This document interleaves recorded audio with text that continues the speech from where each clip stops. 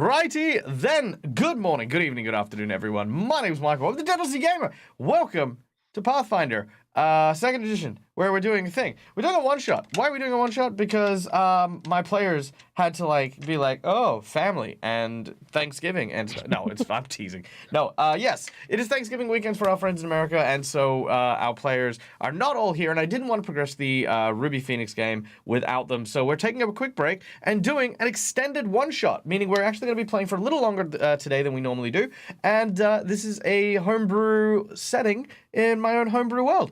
Joining me today are, of course, three of my cast members, who we'll introduce in just a moment, for a roaring adventure. Good morning, everyone. How we all doing?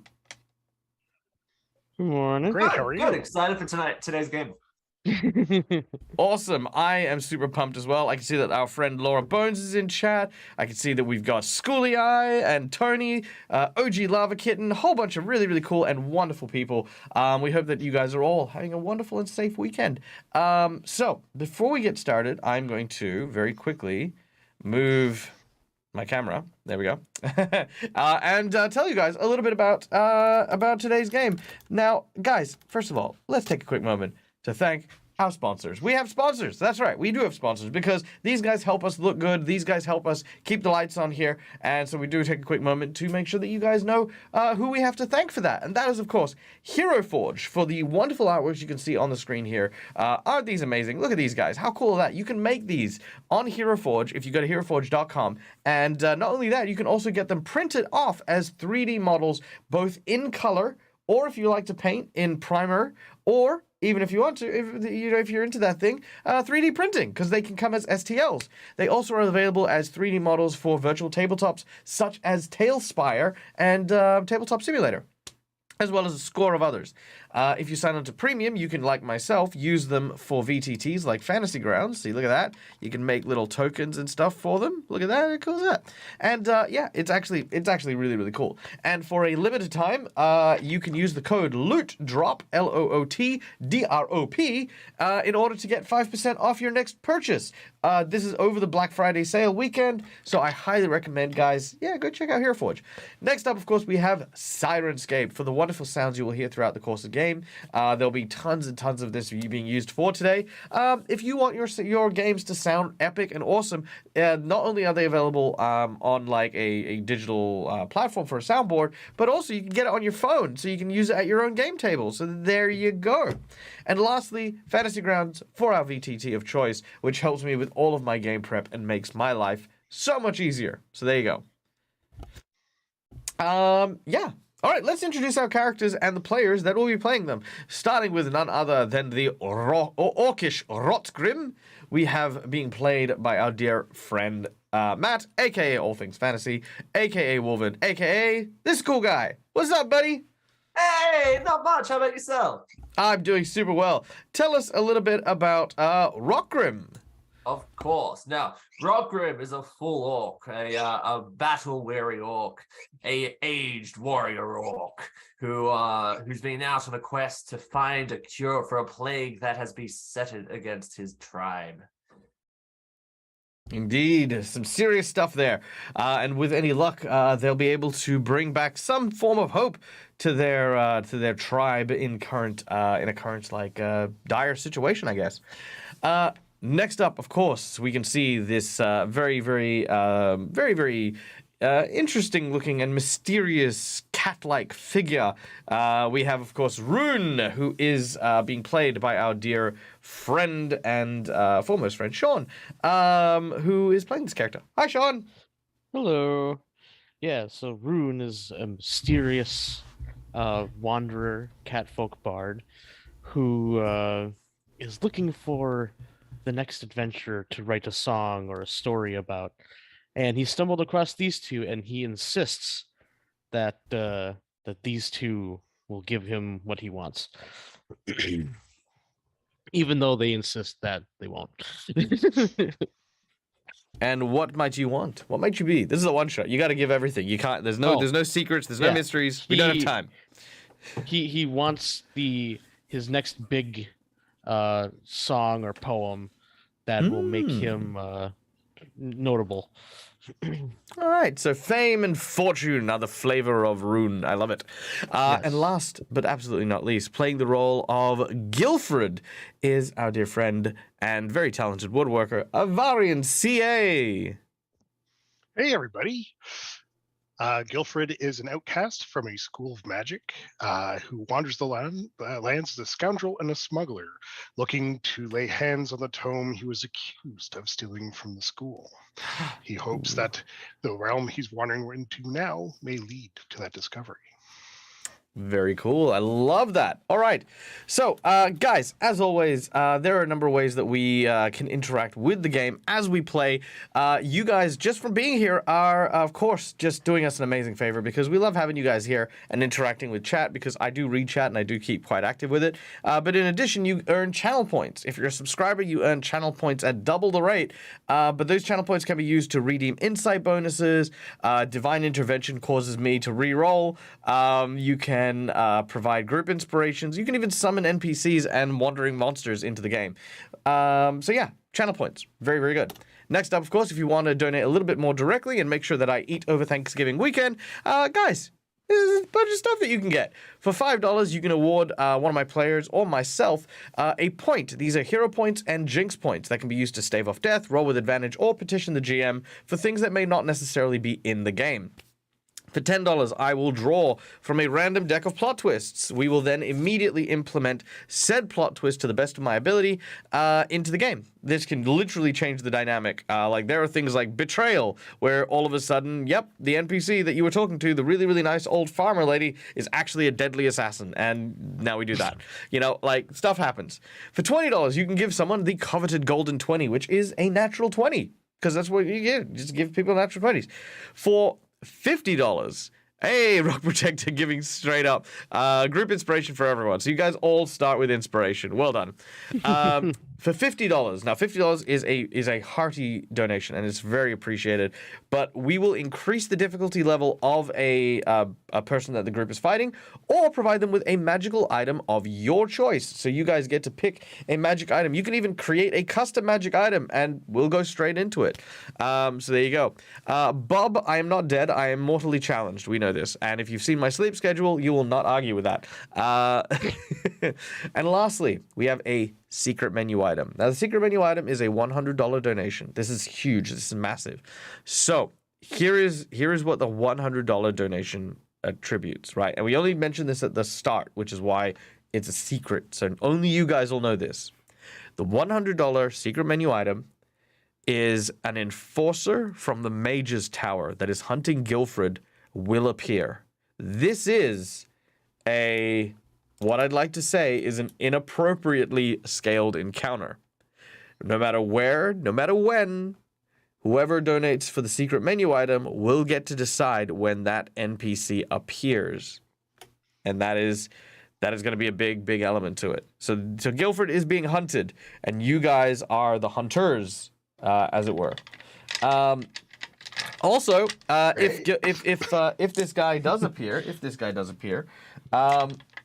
also, just so you guys know, we have audience dice. Check it out. So these are the dice for the Friday games, the Friday audience games. Look at that. So you guys actually have your own dice. So I'm not going to be using the dice roller for the secret menu item NPC. I'm going to be using your dice.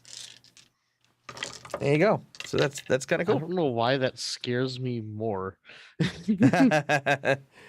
All right. Knowing that the audience have their own personal dice now. That's true. All right. What say we play games? Let's play some games. Yeah? Yeah, let's do it. All right. Ladies and gentlemen, boys and girls, without any further ado,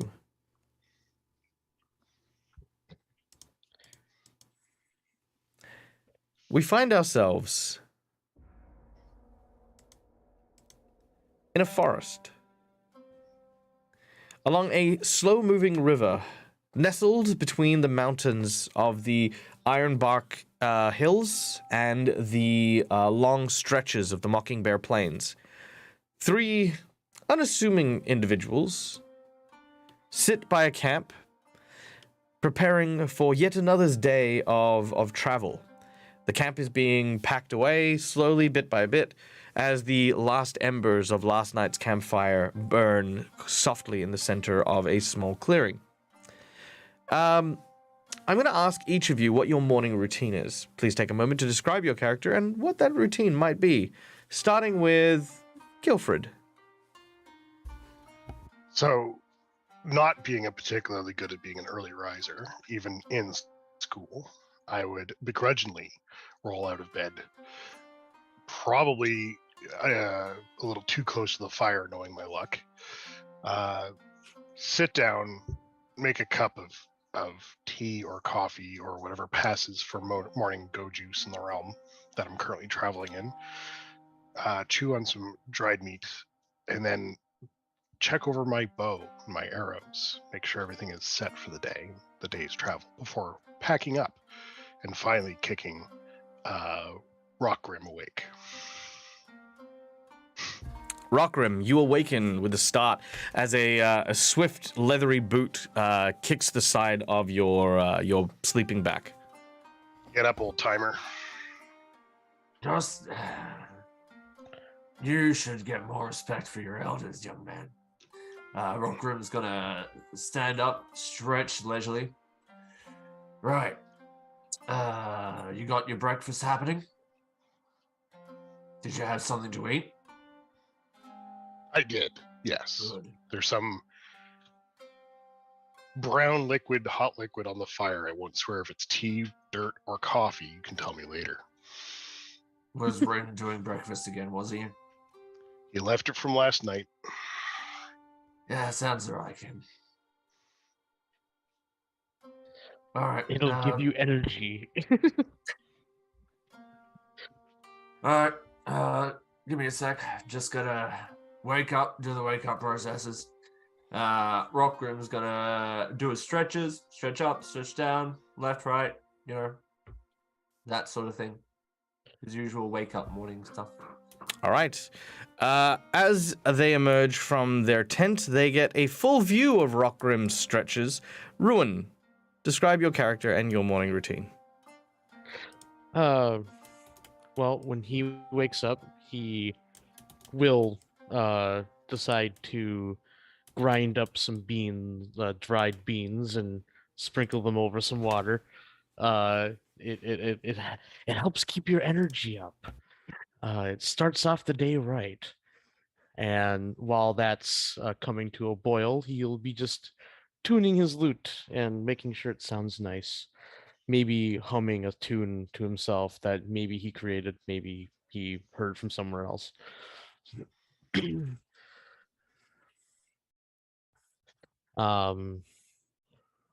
And if there's food available, he'll obviously grab some, but he won't be making food. He's been making the haste potions, as he'll refer to them as. Fair enough. You're brewing a small pot of brown as a small skillet. Well, the campfire was dying out, so they're done. The food is done, which has some loaves of bread with slices of cheese and a few small river fish that have been gathered from nearby. That are still in this iron skillet that's on the embers themselves. It smells quite good, especially to your particular catfolk noses. Your olfactory senses are causing you to water at the mouth at the smell of your breakfast. Now, before we begin, guys, just a quick moment. I'd like to thank our dear friend McClover for the $45 donation for hero points for everyone. So you guys are now maxed out on your hero points with 3 hero points apiece, in addition to the inspiration you guys have been given. And triple Jinx points have been given to myself as the GM from our dear friend Schooly Eye. So thank you so much. Just saying, it's not really even. They got 15 between them? No, I'm teasing. I will definitely be putting these these bad boys to good use. So I have a logistical question. Yeah. Do these hero points evaporate at the end of this one shot? Yes, they will. Okay. Spend them like water. Got it. You got it. Nail on the head. All right, hold on. There we go. Beautiful. All right. So, as you are preparing for your meal, there is a splash in the water nearby. I need everyone to make me a perception check. I forgot, were they particularly perceptive?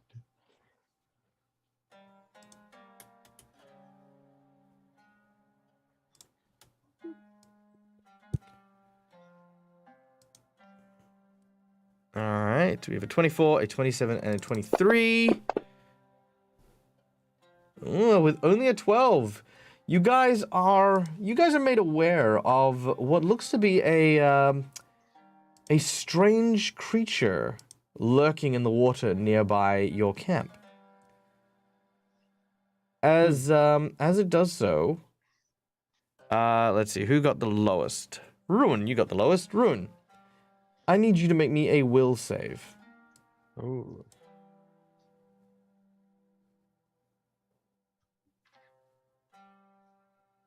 Oh, a 28. You know what? I'm gonna burn that jinx point. Straight up. One of the jinx points. Reroll that. I don't want you Oh, to. come on. Watch me roll higher just to spite you. Nope. Yeah. All right. So, unfortunately, that is not going to be enough. In the water itself, you see what appears to be a very, very beautifully ornate lute in front of you. Ooh. It looks to be not just ornate, but like you recognize this. You've only seen such works in a museum. A lute made by the great Van Lestel Scully Clover. Yep, Van Richten McScully Clover. This is a very famous carpenter and creator of such fine works of art as instruments. It is said that even playing their instruments imbues any bard who does so with great and phenomenal power. And it's like sitting next to me? It's on a log. Or It's on a rock nearby. I will stand up and slowly walk over to it. I'm like, it's so beautiful. I don't know what it's doing out here, but if there's no one around to claim it, then maybe I'll give it a proper ownership. All right. The two of you watch as Rune starts to make his way towards the rock that has the loot on it. Do you guys say anything or do anything as he does so? Yeah, what do they see? Do they see the same I thing? know what you're thinking, Guilfred, and no, we cannot just ditch him now. But it would be so easy. Fine. There's some creature over there handing out weird loot. I mean, don't you Well, think you actually don't see a creature. Oh, all right. There's a weird loot over there just hanging about on a rock. Maybe Pretty it's sure it like wasn't there last night. I was pretty sure it's not there now. All right. Alright. Your turn to tackle him or mine. No, I'll get him. All right. All right. Rockrim will start making his way up to Rune. All right. You begin to make your way up to Rune. As you do, all three of you notice someone emerge from the water. It is a beautiful catfolk woman with eyes that glisten like pearls. She is like sort of covered in water, but like, you know, kind of like not like a drowned cat kind of way, but like almost like, you know, like she was bathing a few moments ago. Ruin, you see this catfolk woman as she emerges. She is not dressed. She very quickly hides her modesty as she sees you. What do you do? Because he's gonna try to sound suave. I forgot what the language of catfolk is called. Catfolk. Is it just that? I thought it Well, has- in I my thought it okay, so started with actually, an no. A. In Olestria, it's a regional dialect. So catfolk actually don't have a native language. Catfolk are super friendly and actually do travel around with so many people that they do inevitably. Like the ancient language of the catfolk has long since been lost. Okay. So what's Amuran then? Catfolk. Oh, okay. So that is the word for it. Okay. But yeah, but then he'll speak in that language to, like I said, sound suave. He's like, "Oh, miss, is this your lute? I see that it belongs to someone just as beautiful as it." She blushes and she says, actually, let me see if I can do this because I can. Hooah! It belonged to my grandfather. You have a plot Well. twist. Plot twist. All right, Oh, let's see what no. happens. Maybe let's see what happens here. Also, Woobly the blanket, welcome in. Oh, Wooby, twist, Wooby. this creature is Eminem actually Wooby. really nice. Yay. All right.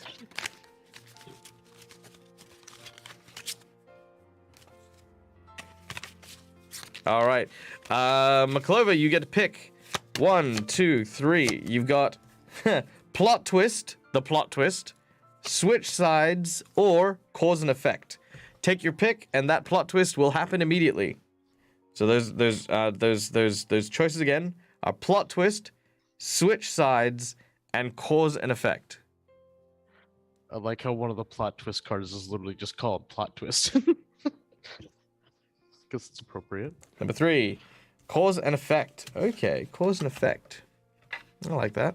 Okay, let us keep going. That one is front and center on my notes. Let's make it happen. All right. So, she says this and seems to swim over a little bit further away. She takes the loot and moves just a little bit closer to the other side of the bank from where you are. Rock, you kind of approach and you see what he sees. You see this catfolk woman with the loot, and you see Ruin kind of looking at her. Oh, did you make a friend? I would certainly hope so. She would make a fine addition to this traveling party. She seems to be moving further away. I'll step into the water part ways and just be like, if you are going to be leaving, could you at least leave me your name? She kind of reaches the other bank but doesn't leave the water. She instead just grabs what looks to be like a cloth or a towel and sort of wraps it around herself. She looks back at you. Make a diplomacy check. Let's see if you can smooth talk your way with this particular catfolk woman. Okay, 17. not bad. She looks in your direction and begins to wade over to where you are. And she says, "Close your eyes. I'll whisper it into your ear." I do. All right. As you I do don't know so, if I should be watching this. what's that? I don't know if I should be watching this. Or not. Well, you'll be glad you did in a second. All right. As you do so, all of a sudden, the mood changes. And you watch as the beautiful catfolk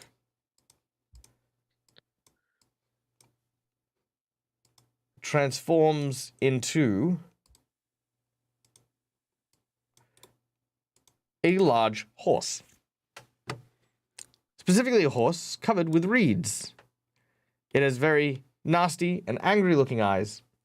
And as it waits over, having fallen hook, line, and sinker for it, it will attempt to bite into Ruin and drown him.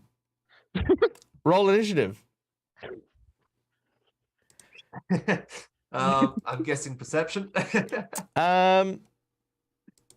No, you don't get. No. You guys can see this. It's pretty obvious. However, we do have the plot twist card, cause and effect.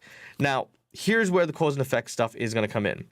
I'm going to allow Rockgrim to act in the surprise round. Cause and effect here is that Rockgrim had come initially to stop him from entering the water, and he hadn't done so because he's kind of watching what was happening. But cause and effect is that he came to do this thing and is going to try and have his action before the creature is going to get to bite and drag our poor friend down into the murk. But let's get some battle music going, shall we? Oh yes, this is the ticket.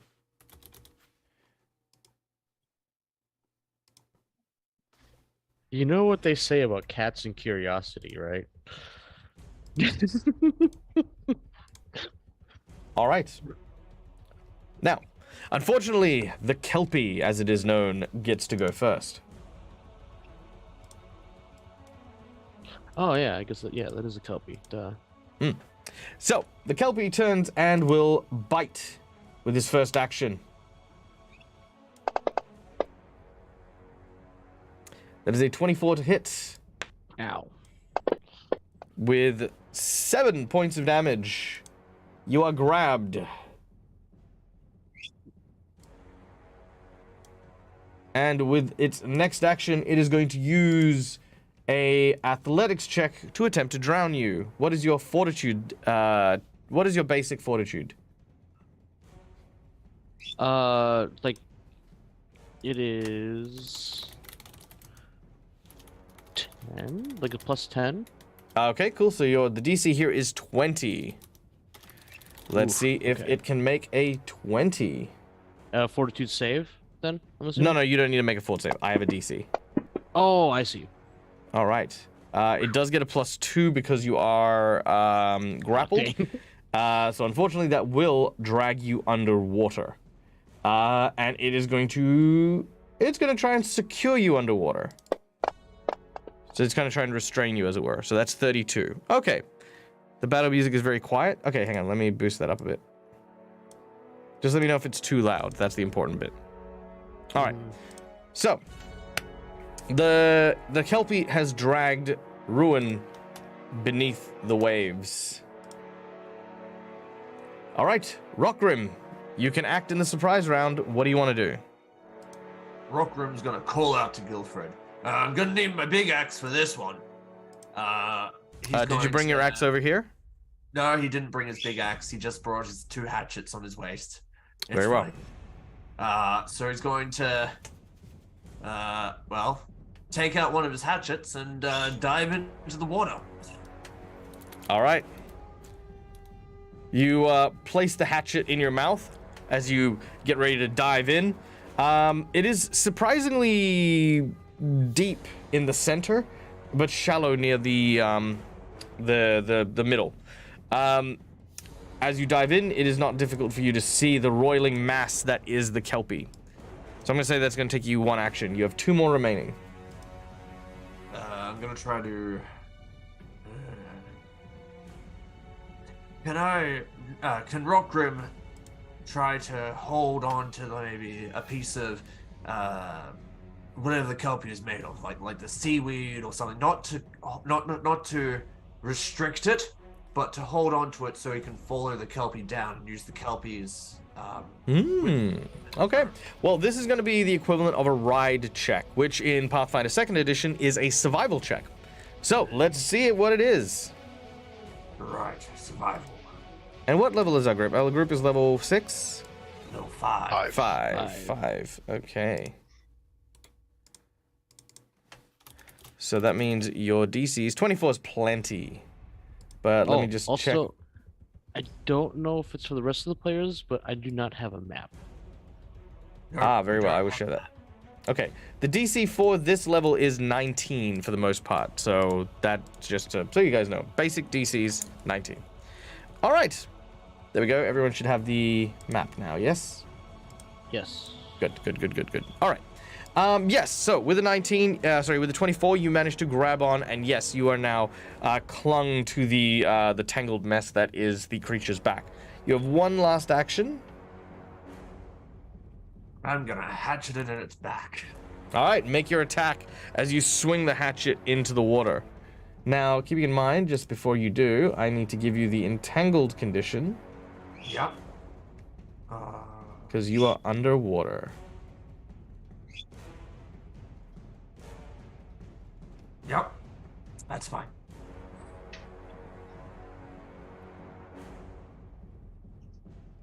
All right.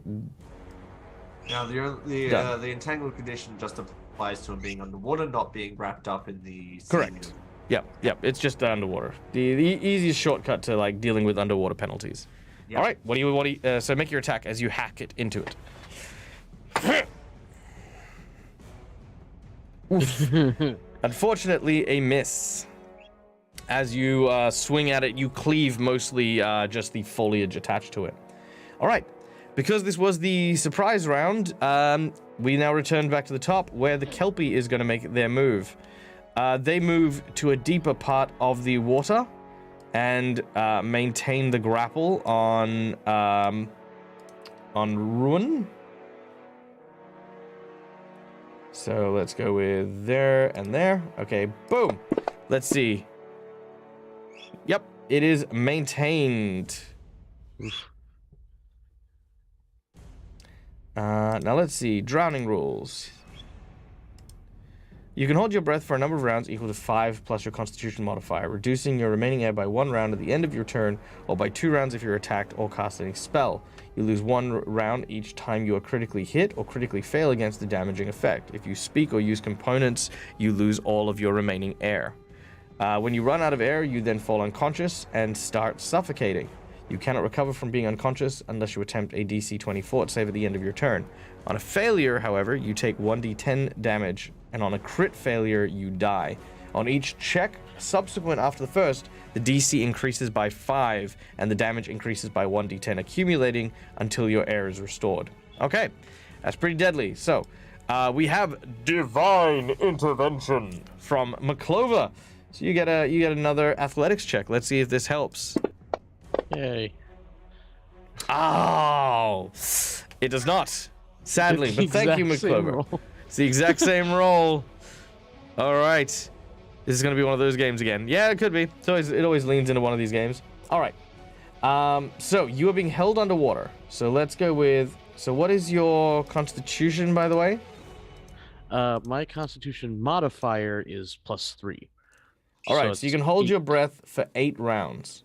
Yeah. So it's going to count 1 round for you being dragged underwater in the previous turn, 1 round for you being dragged underwater now. It is going to then use an athletics check to try and drown you some more. So you are drowned 2 out of 8. All right, so athletics check, and if it makes this one, which it does not, so it does not reduce your drowned condition. It will do it one more time. Break out, right? This is just to add some more drown. Yeah, this just adds more drown. No, it rolled the success. The success was to maintain, and that's the important thing. These are just to try and force air out of you. 30. Wow. Okay, that actually is a critical success. So you will actually lose 2 air off this, meaning that you have 4 air remaining. You will lose 1 automatically, but yeah, you're not looking great, as it is trying to drown you. Rockgrim, we go to you. As Rockgrim's riding this thing, where exactly is it holding Rune? Is it holding them between its paws and just placing them going to the ground? Is he holding with its mouth? How is it being? Muzzle, definitely the muzzle. All right. Can Rockgrim? All right. You know when you have a dog who has like a ball in its mouth and you're gonna try to pry the jaws open? Can Rock Grim attempt to do that with this creature, with this underwater horse? Sure. Let's make an opposed athletics check here. I feel as though because you're not trying to grapple him, you're trying to break his grapple. So Yeah. I think it'll come down to how strong his grapple is compared to your ability to do so. Yeah. So athletics check, please, if you'd be so kind. Oh! Ah! I hate to do this. And I add a hero point to give myself a +4 bonus. You may, but I'm gonna make you re-roll that nat 20. Oh. But you will get a +4. I will give you a +4 on this, because that's been taken. All right. And yes, I'm trying to kill Sean. No, I'm not. This is just more. Oh, that's interesting. Okay. unfortunate. All right, so that's a 24. 24. You do have a hero point. You do have 2 more hero points if you want to use them in any way, and you do have inspiration, so you can just re-roll this one. I'll use the inspiration on this one. All right, Rock Protector, thank you again for your group inspiration. Let's see it. All right. Whoa. That's a +4. 29 with that +4, which is enough to beat the 27. So you put your hatchet in its mouth and you start to pry. It sort of bites down and splinters the hatchet handle a little bit. I'm gonna give it like the broken condition, but That's as fine, it I does got so, two. yep. So you then manage to wrench it and pry it open. While still underwater, Rune, you are, however, no longer grappled. Yay. All right, so that I'm gonna say was one action to maintain your hold on the kelpie, Yep. one action to pry its jaw open. You have 1 more remaining. Can I just grab Rune and just kind of push him out of the way of the creature, of the underwater horse? Sure. We're Or gonna be doing. Can I like kick Rune away or something? Yeah. So what we're gonna be doing here is a reposition action. Rune, are you going to resist? No. Nope. All right. Very well. In which case, you are forced 5 foot away from the kelpie. All right. And because Rockrim, you are underwater. I would take 2. I'd lose 2, I believe. That is correct. And what is your con modifier? My con modifier is something like 3. 3? Okay, so you also have 8 rounds underwater that you are able to deal with. Yeah. All right, not a problem. Rune, you're up. You are Well- wrenched away from the mouth of this strange aquatic horse.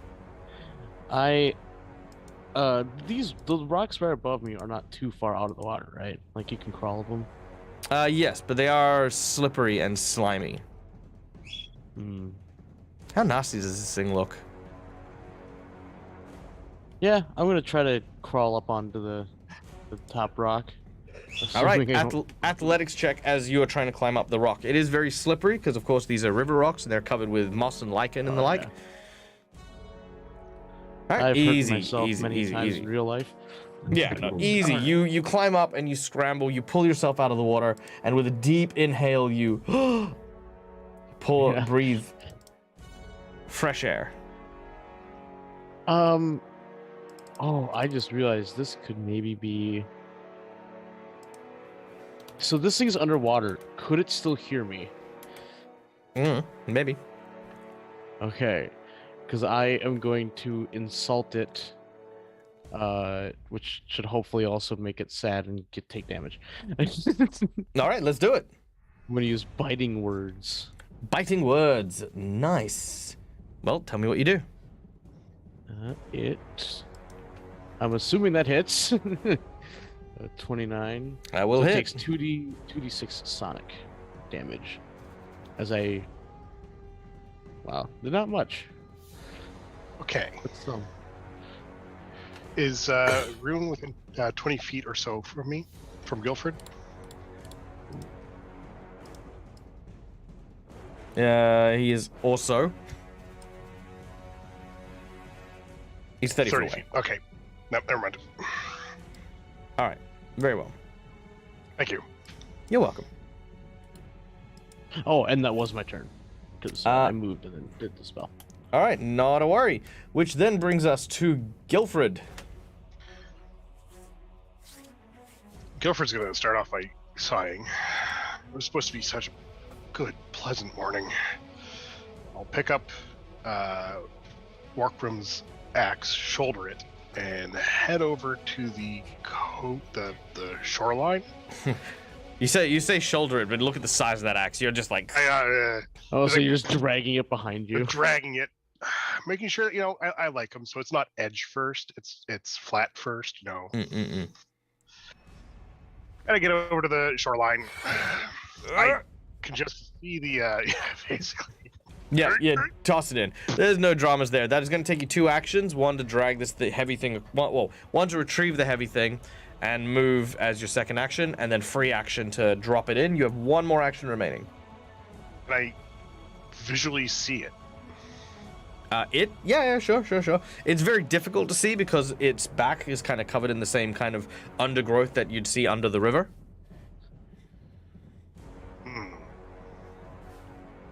I see Rockrim. You do? Can't do that either. That's 2 actions. Nope. I can't do this though.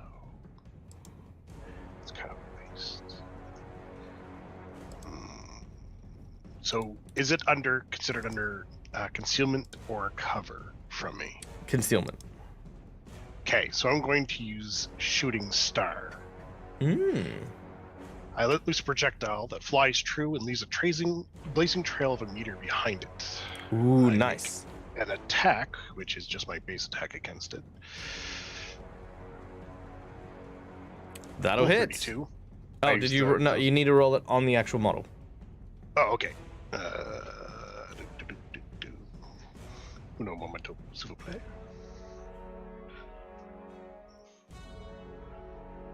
All right, that'll hit. So you watch as this arrow sort of flies out. Is it an arrow? Like a bow and arrow? No, I used it because it's my ranged attack plus proficiency, so it's the same as my bow. Oh, right. But right, what right. it does is it leaves a trail, basically a pointer pointing at it, removing all negation and cover from me or any other attack until the start of my next round. All right, let me just double check something real quick because you might have feats and abilities that affect your...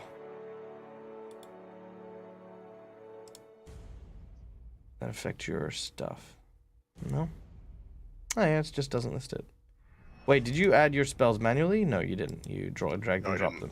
Yep, okay, that's fine. Yeah, okay, yeah, no, that should be fine.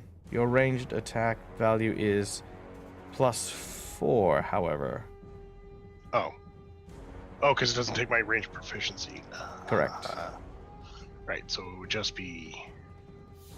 I should re-roll that. Oh, wait, no, I imagine you're trained at the very least, right? In your spell casting? Where are you? Magus, here we go.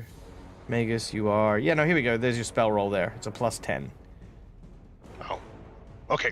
So that would be 3 less, so it would be 20. 20. Okay, so a 20 will not hit. Okay, never mind then. Okay, yep. All right, so you launch this meteor sphere into the water, but it seems that as soon as it hits the water, it sizzles and burns out. All right. The Kelpie is not pleased that you have taken its prey. Watching as you've kind of moved, it is moved up. The Kelpie is going to use its first action to use Captivating Lure. I need a will save from you, please. Rockrim.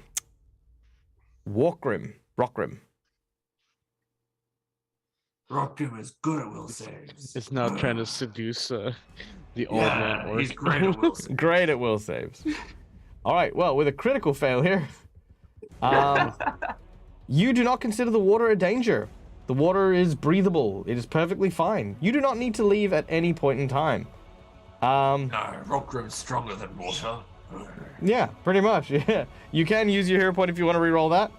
No, I like it. It's fine. All right. You also view the Kelpie as an ally and a desirable person or a valuable steed. You know what? I think this will be a great addition to. You know what? I think Rune is had a good point about this being a great addition to our group. Yeah. We Okay. just might need to feed it Rune. All right, you continue to hang on, and it drags you deeper into the water. You are now 15 foot underwater, which I'm just going to write down here just so we have a point of reference. Yeah. It's dragging him, but he thinks that he's riding it. Correct. Exactly. For those of you who know Kelpie history, then lore, that's exactly what they did. Oh yeah. All right. Well, it's not going to actually attack you because that gives you more saves. So that's all it's going to do. It's just going to go down 15 foot. It's now basically at the bottom of the river here. Rockgrim, it is your turn. Can Rockgrim pat the creature? Mm-hmm. Yeah, absolutely. Pat. In Pat. between the ears. Yep. The creature is seems to respond. It shakes its head the same way a horse would, and it just seems to be taking you on a nice leisurely stroll. Yep.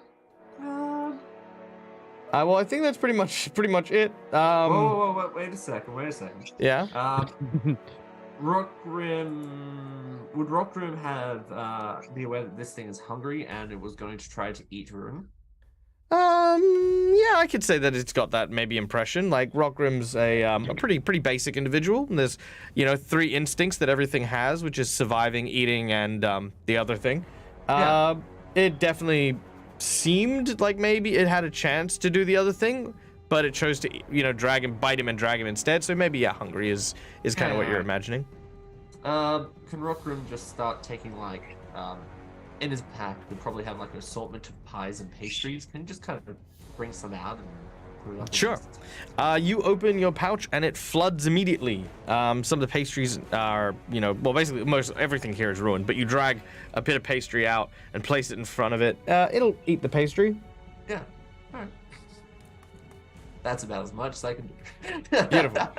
All right. Rune, it is your turn. Rockgrim does not seem to... Rockgrim does not seem to be coming up.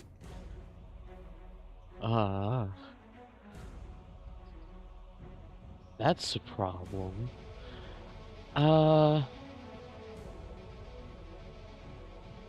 I'm going to spin a tale that about a courageous warrior that I traveled with, which will give everyone bonuses to damage and attack rolls and other fun stuff. All right. So I'm just using Inspire Courage is the spell's actual name. All right. Put this on Inspiring courage. everyone. Assuming Rockgrim can hear me. Rockgrim can hear you, yes. Okay.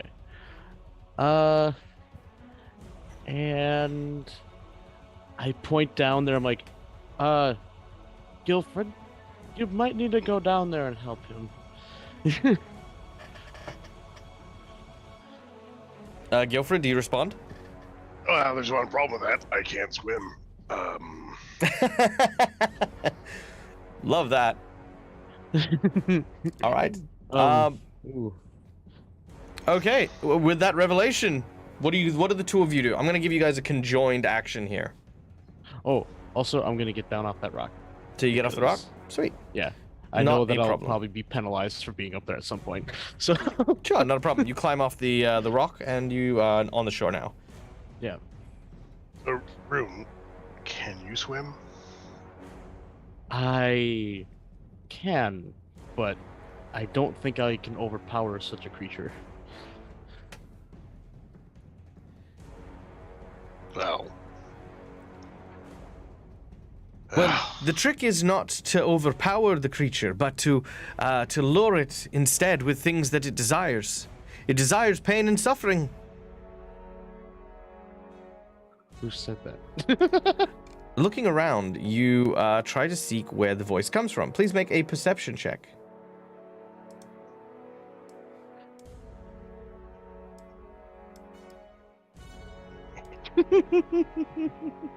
You have no idea where that where that has come from. I so badly want to burn a hero point on that, but I don't know how important that would be. You can if you You know, like. screw it. I'm going to though. I'm going to. Because I want to know.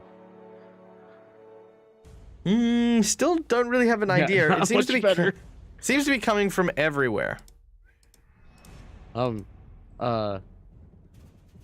If, what does isn't what it wants? It just wants our flesh. I don't feel like I want to give it that. Oh no, these things Oh. don't eat flesh. They just simply drown people because they think that their territory is being encroached on. Nasty buggers, the Kelpies are. So if we convince it that we just want to leave, it'll leave us alone. Well, it has its sight set on drowning something. The something doesn't really matter to the Kelpie. And you hear the sound of a squeak coming from nearby. Schoolie, having redeemed an insight bonus, has provided you with this. It is a small toy goblin. Suppose we could drown the toy goblin. However, that is now the end of your turn. We will now go to Guilfred. So I see the toy goblin. You do? I just want something drowned. Mm-hmm. I kick the toy goblin into the river. Just kick it into the river? Don't want to get the creature's attention? Just want to punt it Actually, in? I should probably do that. Yeah, that's a good point. It's a very good call. Good point. It's a good one. Good one. Yep. Can I still see it? See the creature? Yes. He is quite deep, but you can still see them. Let's see if I can put an arrow in it. I don't think it's gonna reach, but let's try. All right, it is a piercing weapon, so you do not have penalties for shooting at it. That's not gonna hit. That first arrow will not. However, if you do burn a hero point, you can get a +4 to automatically hit. I will burn a hero point to automatically hit. All right. Done. Make your attack. Or roll your damage, should I say. All right. 2 points of damage. It is. You really do get gonna a be one of those +1 to games. that damage roll because of the courage. Yes, that's true. Okay, so I'll add that. Oh, no, it automatically added it. Oh, it did? Yeah. I Oh, know, it's I even do. sadder. Yeah, it did. Yep. Yep. Yeah. All right. So, as you make your way to the edge and fire this arrow in, the Kelpie's attention has definitely been brought. He looks up and has noticed the little doll in your hand.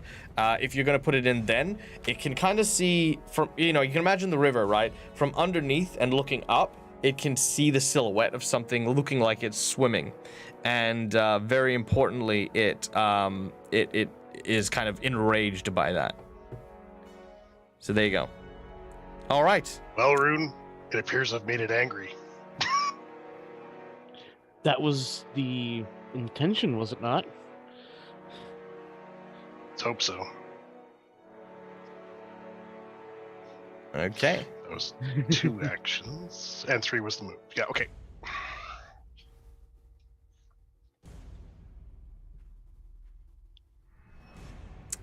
Which brings us back to the top of the round with the Kelpie.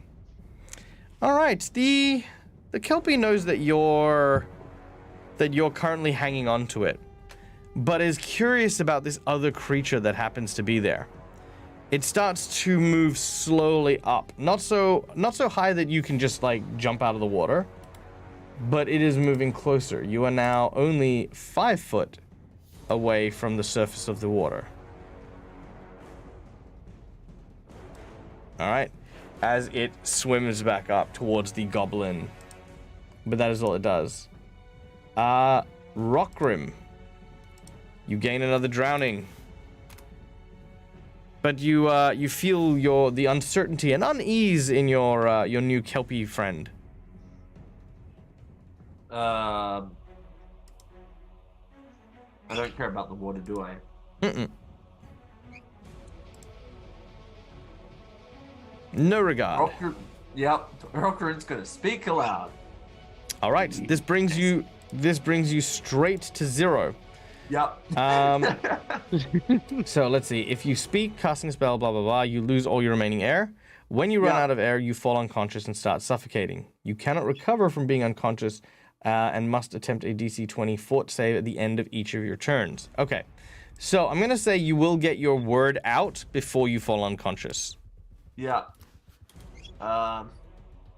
Would Rock let go of the creature at this point in time because he was holding on to it? I think he would if he does. But what does he say? What does he say as he's? Yeah, because he could feel the uneasiness. He's like, easy, Nessie, easy. All right, cool. And as you do so, water Yeah. rushes into your lungs and you fall unconscious. Yeah. Now, are these checks made at the end of your turn? At the end of each of your turns. All right, we're going to start with a fort save. What's a DC is 20. 25. You are fine. The DC is now 25. yeah? Would he? So he would let go of the. belt, Yes. right? Yeah. Cool. But you're 'Cause still in that's the the water. important part. Yeah. All right, let me just make a note here just to say what the DC is. DC is 25. Done. All right. Oh, things are getting tense. This Kelpie in the river has its eyes set on the goblin child. Rune and Guilfred are on the edges of the river as well. All right. Rune, what do you do? Well,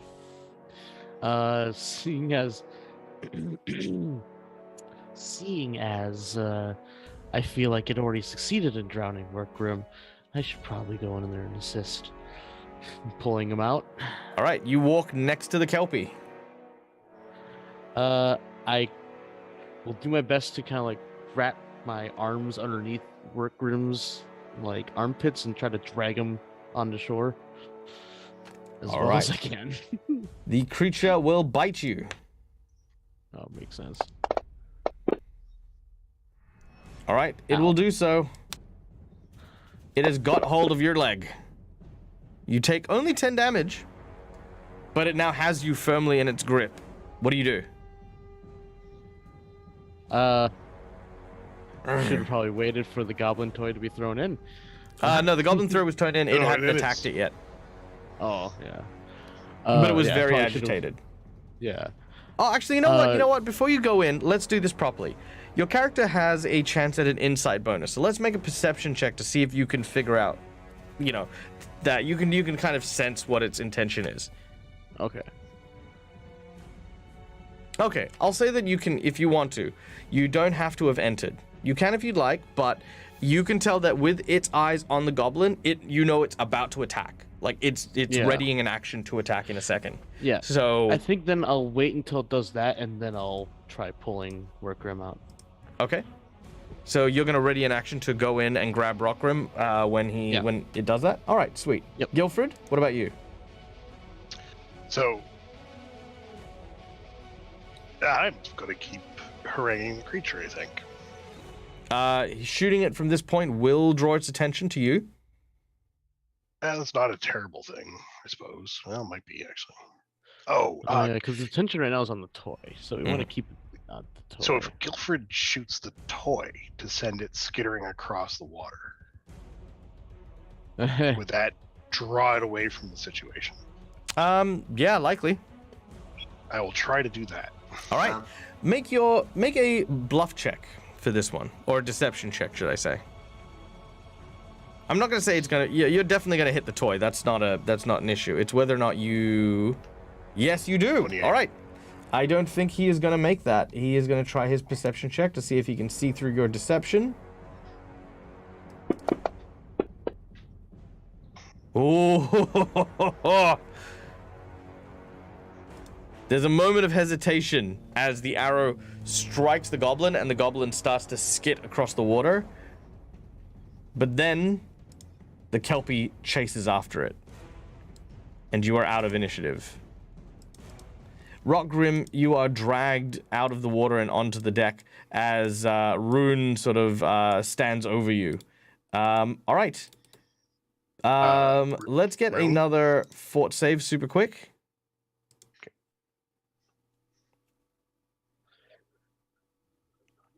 Oh no.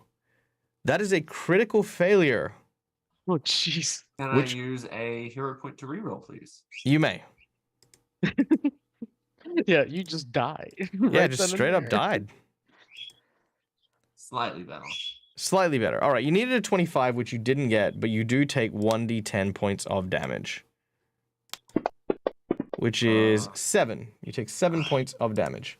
Alright, give me a second, because that might activate something. Give me a second, please. Alright, so does this count as... so, can you please take a look at the heat Wounded Rage? You're unconscious. You cannot access your rage, because rage is a morale-based ability. Alright, just... But I will double check. Wounded rage. You roar in pain, awakening the rage within you. You rage. You take damage and are capable of entering a rage. Yeah, you're only capable of entering a rage if you're conscious. Alright, cool. Yeah, Just because thought I'd requirements for clarify. the rage is that you aren't fatigued or already raging. Alright. You're Yeah. having a very angry nightmare. Yeah. So, so yes, I need a medicine check from the both of you as you try to resuscitate and force the water out of poor Rockgrim's lungs. Easy. The both of you are, well, actually no, Guilford, you're no help, but but Ruin, you do the chest compressions and water comes out of Rockgrim's mouth as he is now breathing. Also, you are no longer charmed by the effects of the Kelpie, so water sucks again. That was super uncomfortable. You ready for some more uncomfortable? Yeah, I think I should just grab my axe though, because if we're just gonna start running into things randomly, I think I'd rather have my big axe on me. Also, Yeah, Rune, Oh, that. Yes. I'm not blaming you for what happened, okay? Very specifically, you should take no blame on yourself for what happened, okay? Could have happened to everyone. Good. I'm glad you understand. All right. And then he just starts strangling you. But no, I'm not blaming you. But if it happens again, well, it's on you. Now, Rockgrim, in the Yes. spirit of not blaming people for things, there's something you should know. Your axe is at the bottom of the river.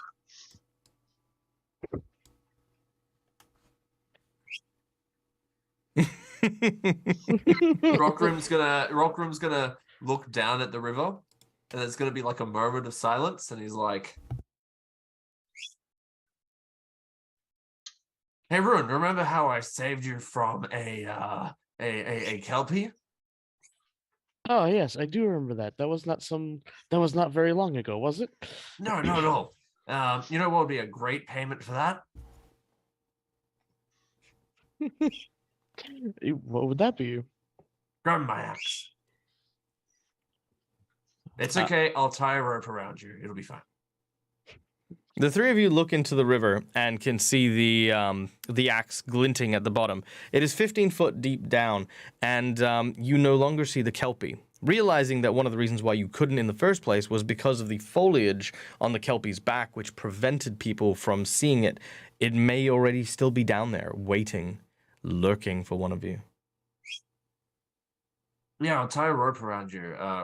Rockroom's going to say, Mhm. pulling out a very damp rope at this point in time, and he's gonna gesture towards Rune. Well, it's only fair. I'll go get your axe. Thank you. Uh, Tying the rope. All right. Rockroom's going to tie the rope around Rune. You dive into the water, and as you do so, you basically just dive straight down towards where you saw the axe. However, the axe is no longer there.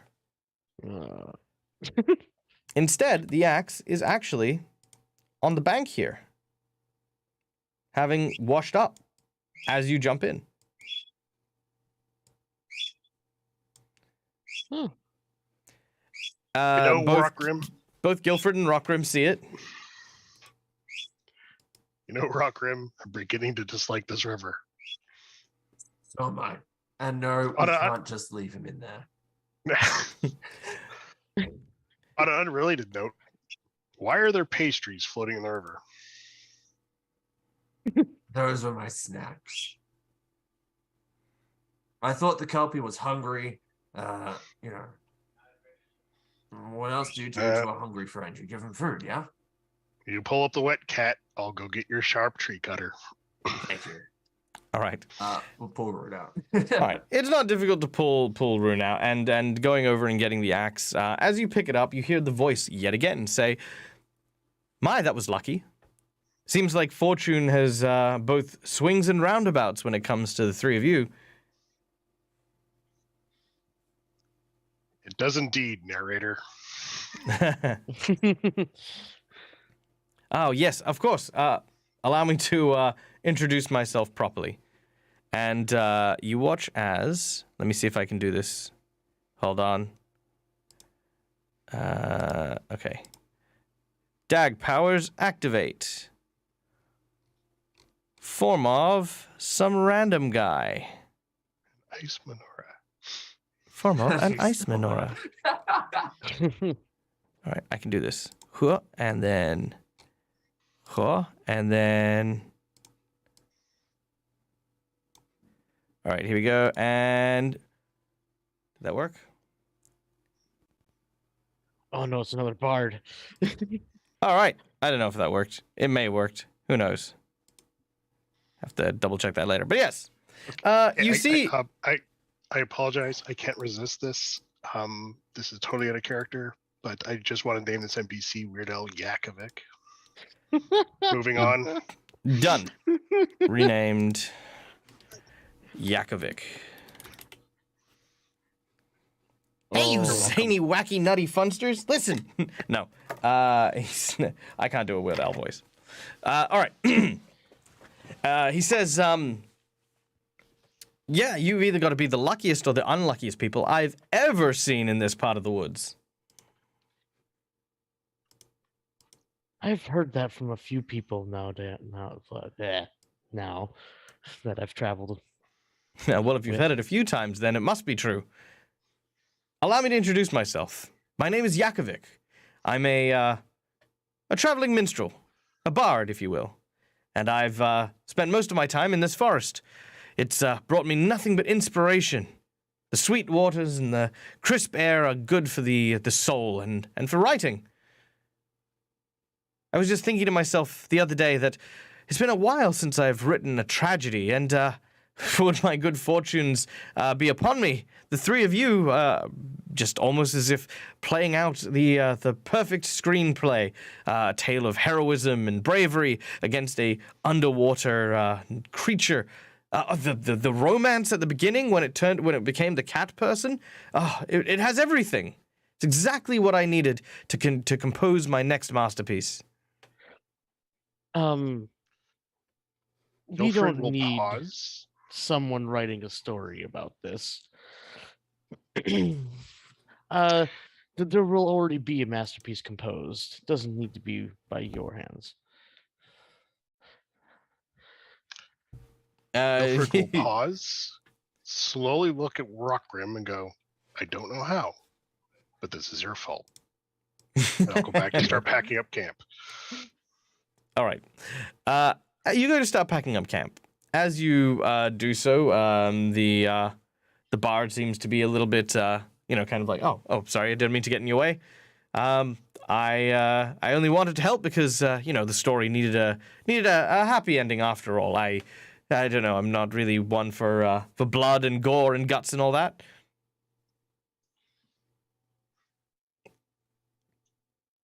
If you There's the want, best you can part. help co-write. As he's assessing picking up camp. and your offer, kind.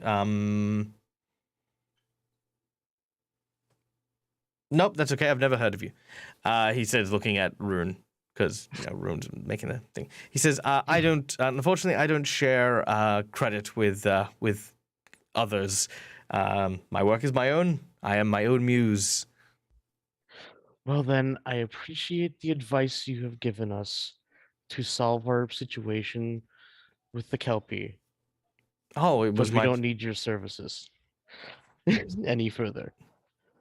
Oh well. Of course, no. I have no intention of. Well, I mean, unless you need a bard, he says, looking at you. No. Nope.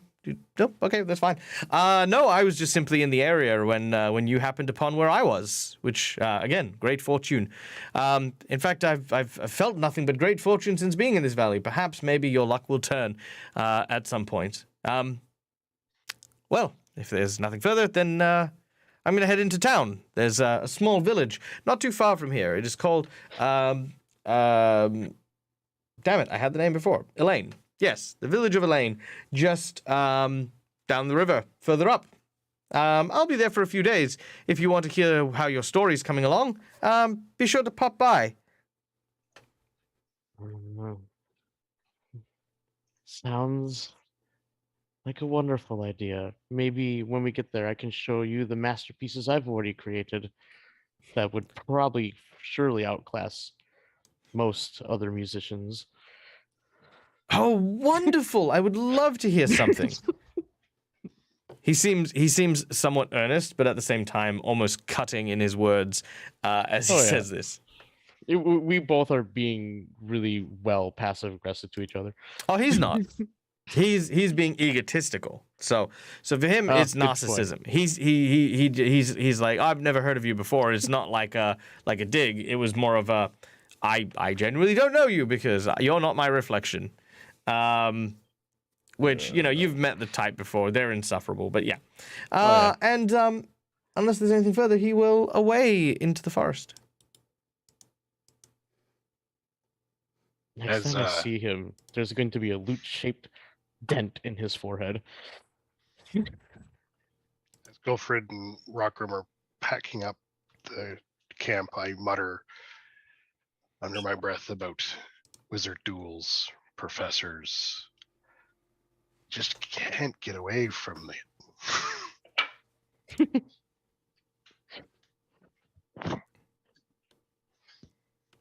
All right. I know what you're talking about. I think I kind of liked him. He was very self-assured, self-confident. He knew what he wanted, and he knows how to get it. Very true. Rockrim, you like rocks because they're self-confident, sure of what they want, and know how to go about getting it. Not to mention they're very sturdy. They stay exactly where they are, regardless of weather. Yes, very steadfast creatures, rocks Except for are. floods. Yeah, we don't talk about floods. Mm-hmm. We don't talk about Bruno. No, sorry. Ah, God damn it, that's in my head now. I still have never seen that movie, and I regret it. Fair enough. Okay. You pack up camp. This does not take you long, but your next course of action is to, of course, continue traveling. And knowing that there's a town nearby means that there will be supplies, especially with most of the food having been washed away thanks to Rockgrim's attempt to feed a Kelpie underwater. Keeping your feet and your heels kicked up high, you travel a short distance, probably maybe 4 or 5 hours out from the river's edge where you'd left, and eventually come to what looks to be quite a beautiful looking village. Rounding a corner, you pass by what looks to be rows of these very, very lush vegetables that have been grown by the populace here. Thatch-roofed houses and the like greet you as you pass by and enter this area of the countryside. As we share the map real quick. There we go. Boom. There it is. Rockrim's making his way up through to the entrance of the town. What are the defenses of the town like? Next to none. There are some fences to keep like rabbits and foxes out of the vegetable patches. But other than that, there are no walls. There are no guards in the streets. This seems to be a peaceful hamlet. Rockrim's going to squint his eyes. You know, if a good raiding party came through here, these guys would stand no chance whatsoever. Which means two things. There's no roaming bands of monsters or bandits or anything around here. Or they just let things happen to them instead of actively defending themselves. Well, considering that there's such dangerous animals lurking very close by, I'm surprised that the defenses are so low. Guilford will take a moment to examine the farm and turn back to Rockrim. Have it ever occurred to you that maybe the people that live here might be retired soldiers or more than capable of defending themselves? So maybe they're kept at a life of peace because everyone here is proficient enough to fend off most enemies. Rockgrim's going to nod. Yes, that is true. Ooh, But still, if you were to build a settlement full of people who know how to defend themselves, wouldn't you want to have the best opportunity to defend yourself better, such as putting up a barricade? and they might have some very interesting stories to tell if that is the case. Well, let us find a tavern and you can ask them. Or would you prefer a bakery? Well, it's up to you. I'm not a big fan of taverns, actually. It smells awful in them. Bakery smells so much better. As soon as you say this, a figure seems to emerge from inside one of the nearby houses. It is a dwarven woman. Let me just put her on the board here real quick.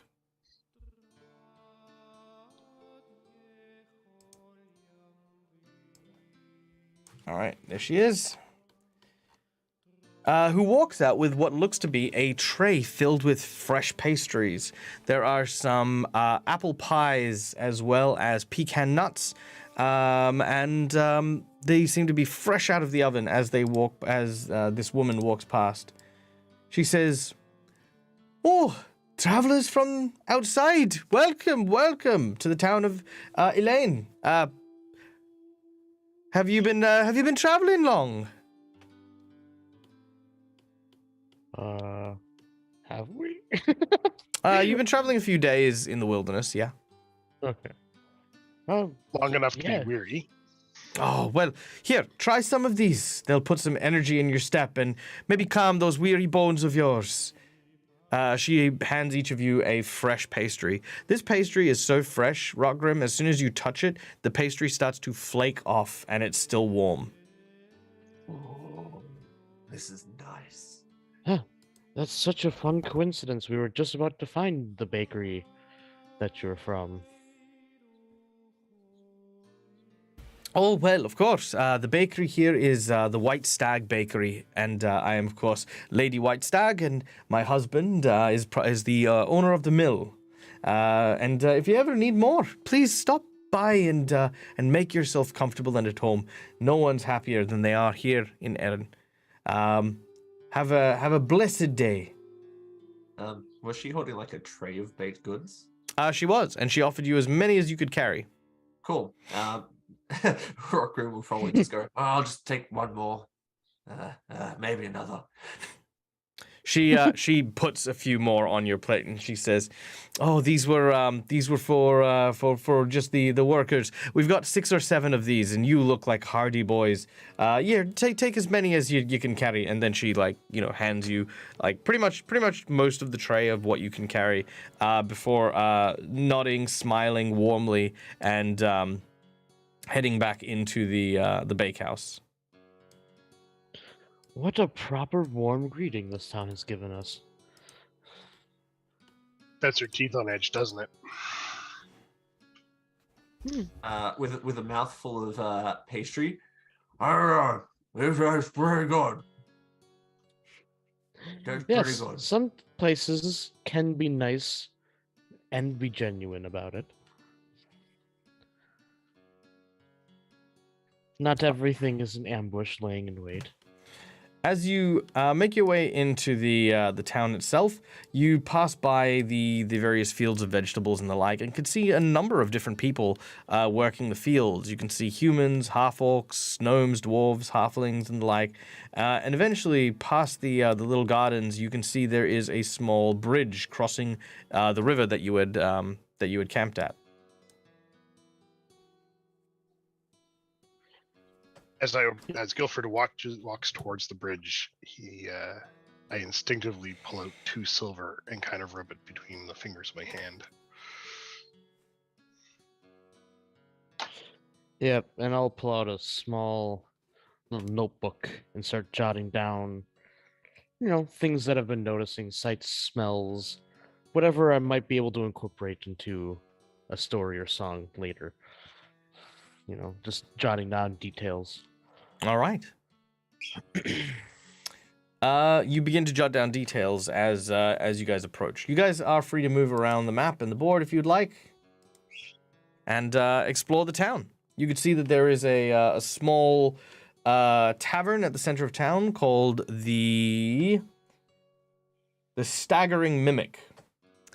And you can see that there is a number of different places. A blacksmith. There's the baker is on the other side of the river where you've just passed.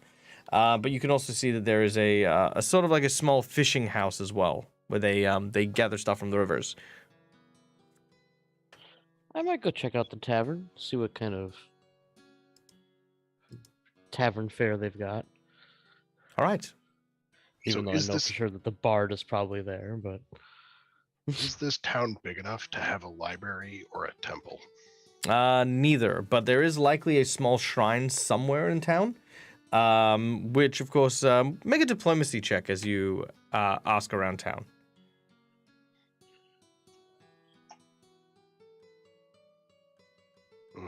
Okay. And what god do you worship? Choose a domain, and I'll tell you which god. Neutral magic. The neutral god of magic. You are a worshipper of Iraldin or Iraldi, depending on whether or not you are. Well, yeah, basically it's the same god. They just have different genders because they are they, them, he, him, she, her. So they have all. They're all the same. They're all the 100%. pronouns. Yeah, basically. It's not gender fluid. It's more they actually are all the things simultaneously. It's very.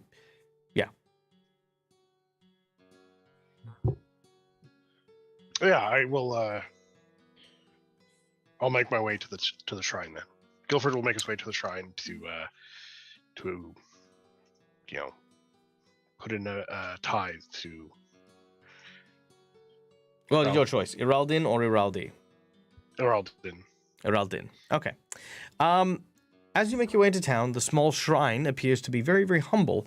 It's in a wooden box, and you can see there's a tiny statue of what looks to be a four-armed human with a bold sort of appearance that has in their hand a book and a orb. No, sorry, a book, an orb, and hold on. Book, orb, and scepter. Yes, that's it. Yeah. And you think to yourself for a fleeting moment that this is quite lucky. There's a shrine to Araldin here in such a place. There's no wizard's tower. There's no. I mean, from what you can tell, no one here is really a mage or a spellcaster, but they have a shrine dedicated to the god of magic. Very fortunate indeed. All right. I'll leave a small tithe in the gift box, and then I'm going to go find Rockgrim. All right, Rockgrim, where are you headed? Rockgrim would be looking around. Oh, sorry, let me get the voice. Rockgrim would be looking around for maybe a guardhouse or an outpost or a watchtower or something of that nature. Because he can't believe that a village surrounded by wilderness has no defense. It just does not cross his mind. There has to be not something. compute. There is no such outpost. There is no tower. There is no wall. There is no. There aren't even guards. No one's wearing armor or carrying weapons. I mean, the closest thing to a weapon is probably a pitchfork that a guy is using to bale hay with. Rockroom's perhaps getting a little bit paranoid at this point in time. Right, so a bunch of peaceful villagers in the. Oh, wait a second. Oh, a bunch of peaceful villagers. Where's a map? Rockroom will start looking for a map to identify where this exact location is. Luckily enough, you have a map in your back pocket. You pull it out, and you can, with very little effort, find exactly where you happen to be. Good. I'll make a note of this place for later. All right. Now, as you do so, Ruin, you find yourself in the local tavern. As fortune would have it, the other bard is not here. Whew. I'm glad I didn't have to run into him. All right. Music plays softly in the back as lunch is currently being had by a number of the workers. You can see that that behind the bar is what appears to be a halfling with a glowing, sort of a bright red beard. Super friendly sort. As he looks in your direction, he says, "Oh, travelers, welcome. Come on in, grab yourselves a seat, enjoy.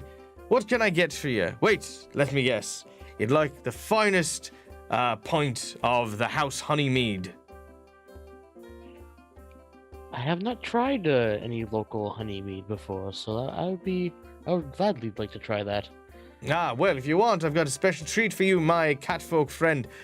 In fact, if the missus is still up the back, we can warm up the mead for you and then serve it in a saucer of milk. The honey and milk taste actually makes it for quite a rich, creamy, buttery kind of ale. If you're up for that sort of thing. You can add the milk, just no need for the saucer. Well, understandable, I see. He calls to his wife, who, you can hear clattering around at the back, but, you don't ever see them. He, a few minutes later, has a warm pint of this almost like golden-colored liquid with this almost honeycomb-like foam over the top of it. Yeah, I'll definitely take a good long a sip of that. Oh, it is beautiful. It is sweet, with what you think is like some forest spices mixed in. Again, that rich, creamy, almost buttery kind of mouthfeel as it slides down your throat is just to die for. You have not had this. Almost like feels like you're drinking a dessert. I can't believe that such a small local brew like this could even exist. You should make this, sell it to everywhere. Oh, you're too kind. But this place, Elaine is our home away from home, and we've been very fortunate since we've arrived here. Our business is booming, the people are happy, and it's a one of a kind town. Do you get many travelers coming through here? Oh yes, no, lots of travelers coming for trade, coming to stay. We even have the usual touristy kind of folks who like to come and spend a wee bit of time over by the old bathhouses. Attached to the river there, we've got a large house which people like to rest and soak and enjoy just a little private time. We had some mages here a while back install some heating stones along the river's edge there. So if you step in, you can actually feel the hot water warm you from the deepest parts of even during the winter.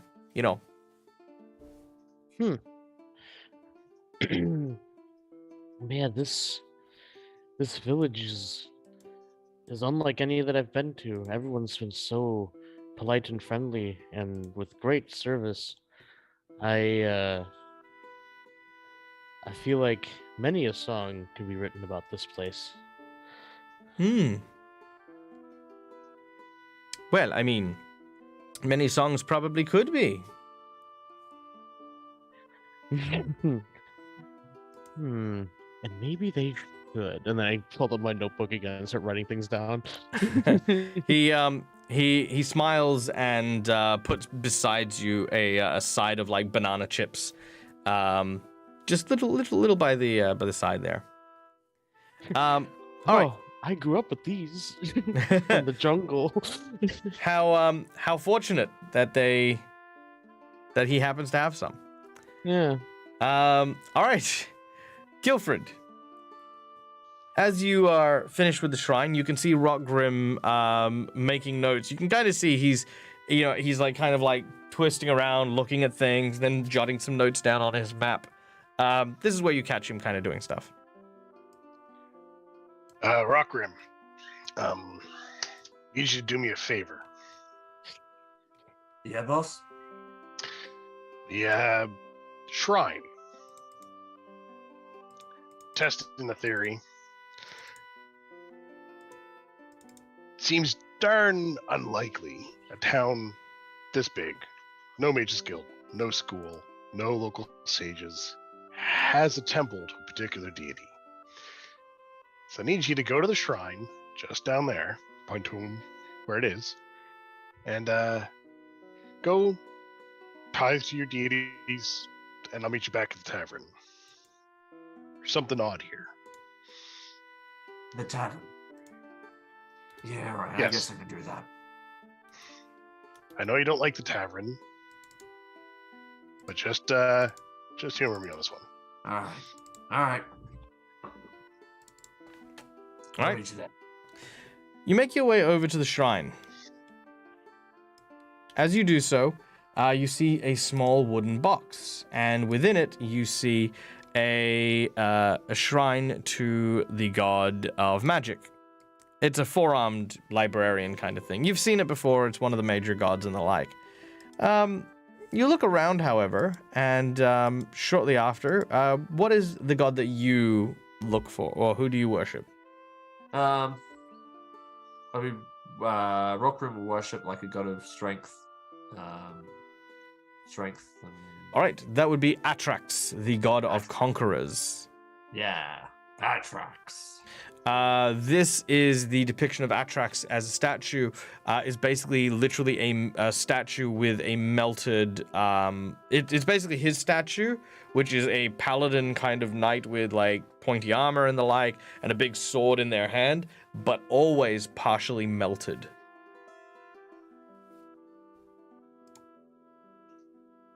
That's a strange deity to have in a place like this. Very strange. Like anyone could be like a hedge witch or like a witch, like a minor sorcerer who could worship that magic deity, but Atrax here in this place that has nothing warfare like. All right, now I'm interested. Very interested. With a grin across your face, you make your way to the tavern, where both Rune and Guilford are waiting. He'll scrunch up his nose as he enters the tavern.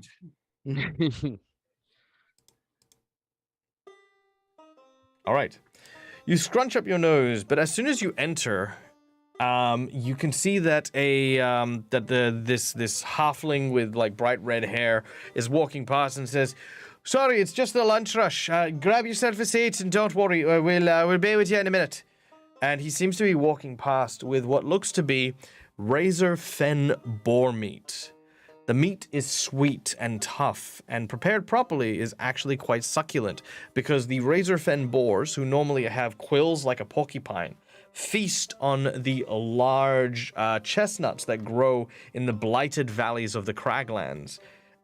These creatures have some of the sweetest pork loin that is known to any kind, and no one knows this better than the Orcish tribes.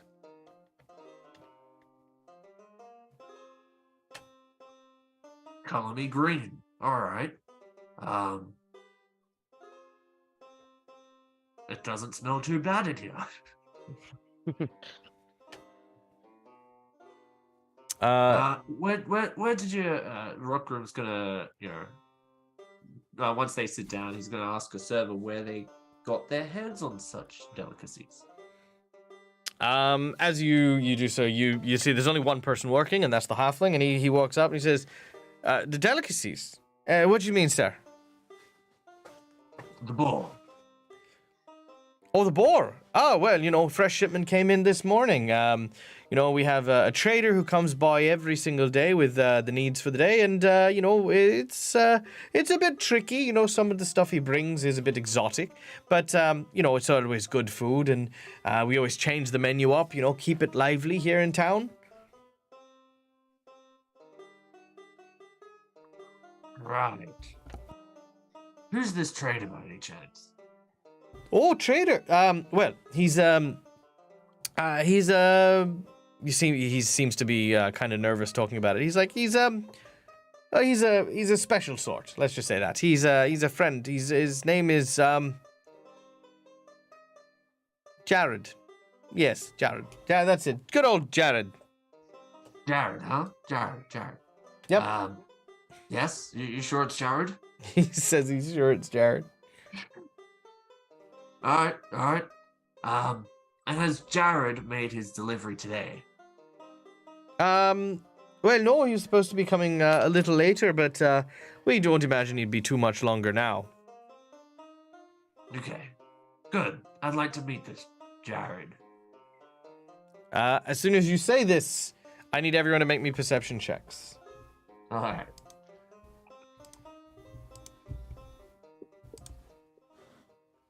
That's not great. Natural 20. Nice. Very nice.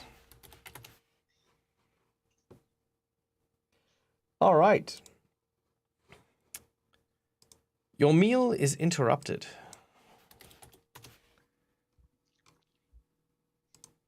By the sounds of a horn.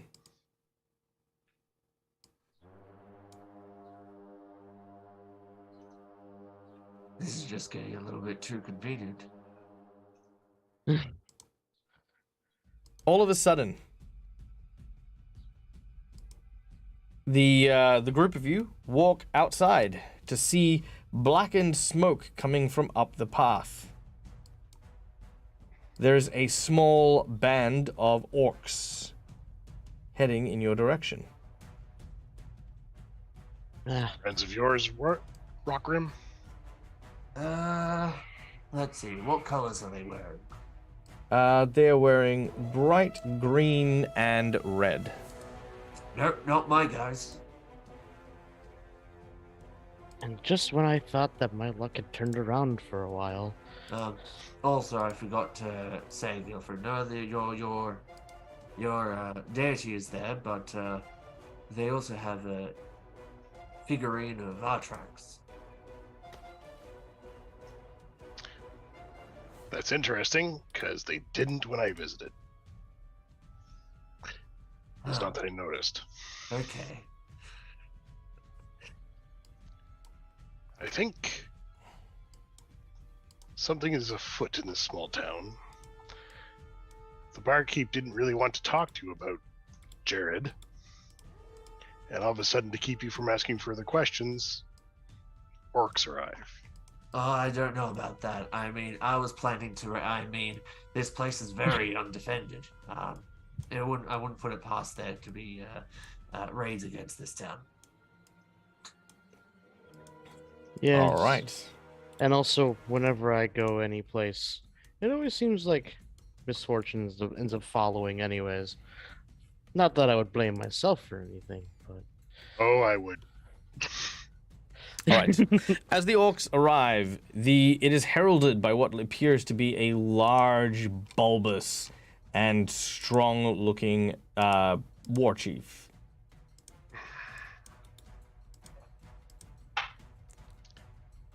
He says, "We, orc, from tribe of Split Skull. We have taken Jared of Town Elaine. You give us town, we no skin Jared.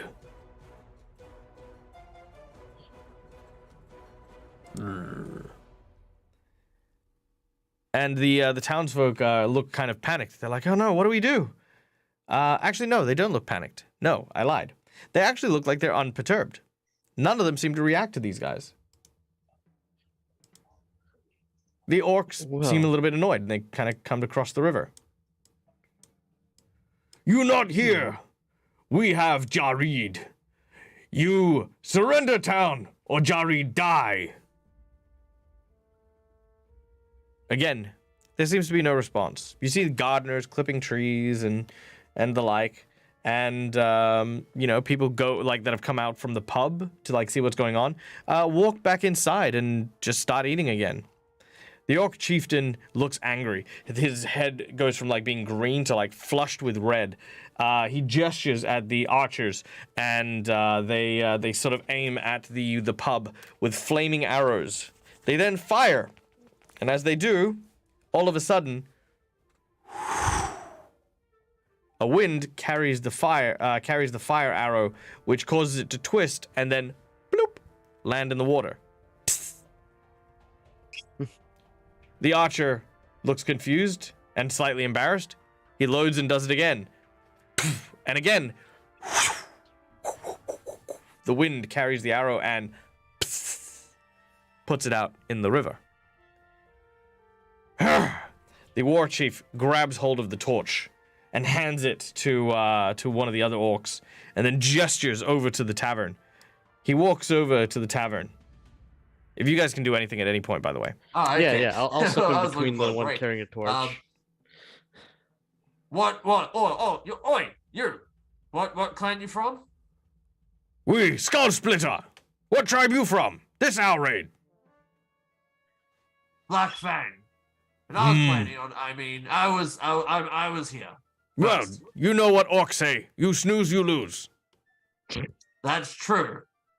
However, something fishy's going on. Do you want to give us a night and then come back tomorrow and continue the raid? Because something's not right in this city, in this town. He looks back at the war chief. The war chief sort of turns. Graf Fikin Dort. De Vorkiken Schutzkorkor. De Vorkakin Blackfang. Rukish Dorken Blackfang. Propitskoken. As the orc then seems to turn away from you, shrug his shoulders, and try to set fire to the building. As he does so, the fire starts, and all of a sudden, you hear the sound of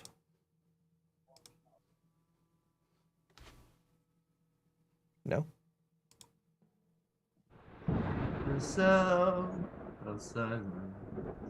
A clap of thunder. And as soon as he lights the roof, it starts to rain. And the rain immediately puts out the fire. Welke dwarfits in the garden? Die Torko Podkatskivskor. The war chief at this point steps forward, and he pushes the orc warrior aside, and he watches. He takes what looks to be a small pouch, and places it on the wall here. If I may, Mr.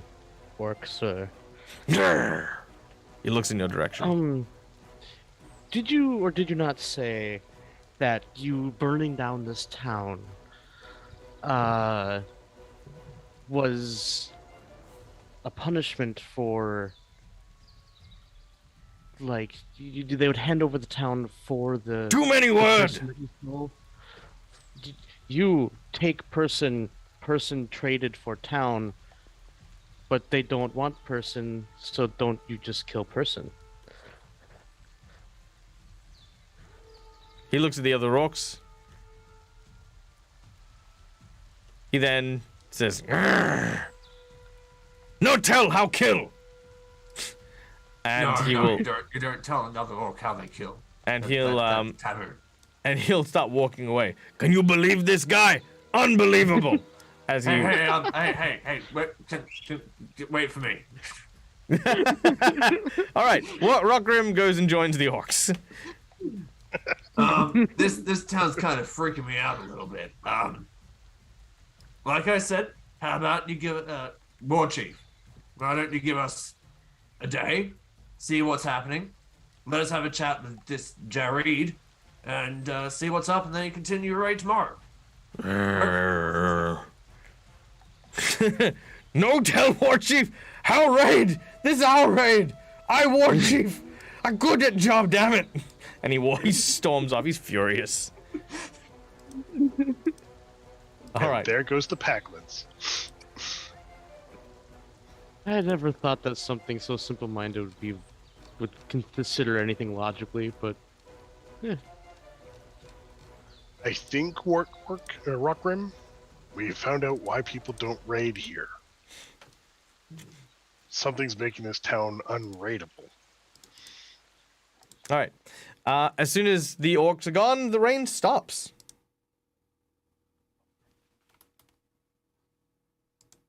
Right. I like this town. I don't. I'm starting to get a bit antsy. Now that war boss put something like put a pouch or something down. Mm-hmm. He did indeed, and he did leave it on the side of the wall. Is that thing going to explode on me, Guilford? Well, it's not lit. Do you want me to light it? Rockgrim thinks for a second, reluctantly shakes his head. Probably not. What exactly is it?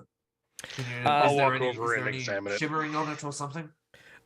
It seems to be a collection of various odds and ends. You know this to be shaman magic. The magic here, you can't really identify because you yourself haven't practiced in the shamanistic arts, but an explosion is very common, or some form of hex or curse.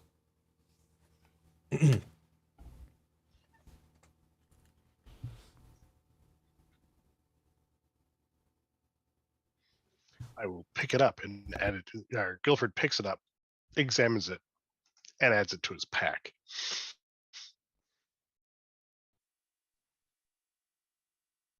It is stuck to the wall. I need you to make me a... Let's go with a strength check.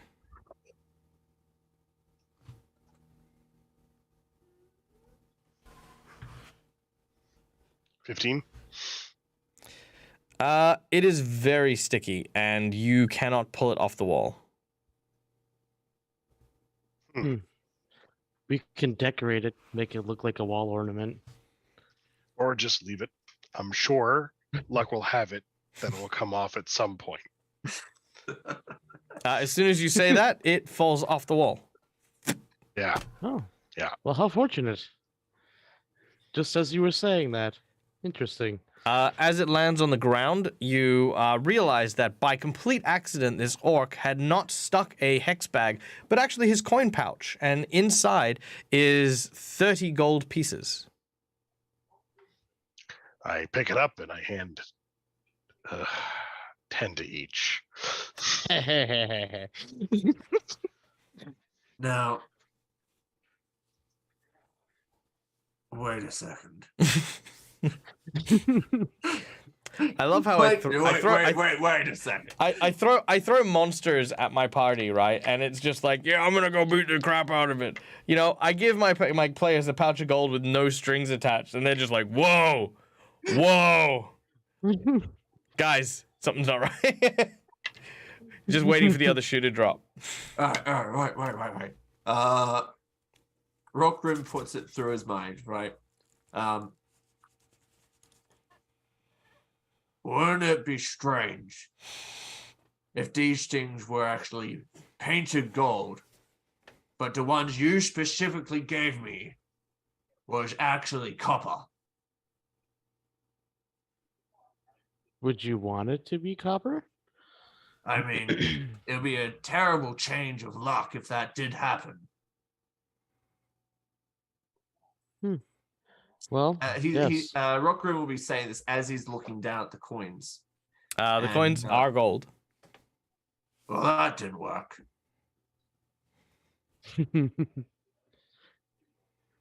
Well, I don't feel I have the need for this money. Mine will be coming later. So, if you'd wish to take my silver, you can go right ahead. Oh, it was gold, by the way. I know. That was Rune testing something as well. Oh, right. Sure. So yeah, if you would wish to take my silver, you can.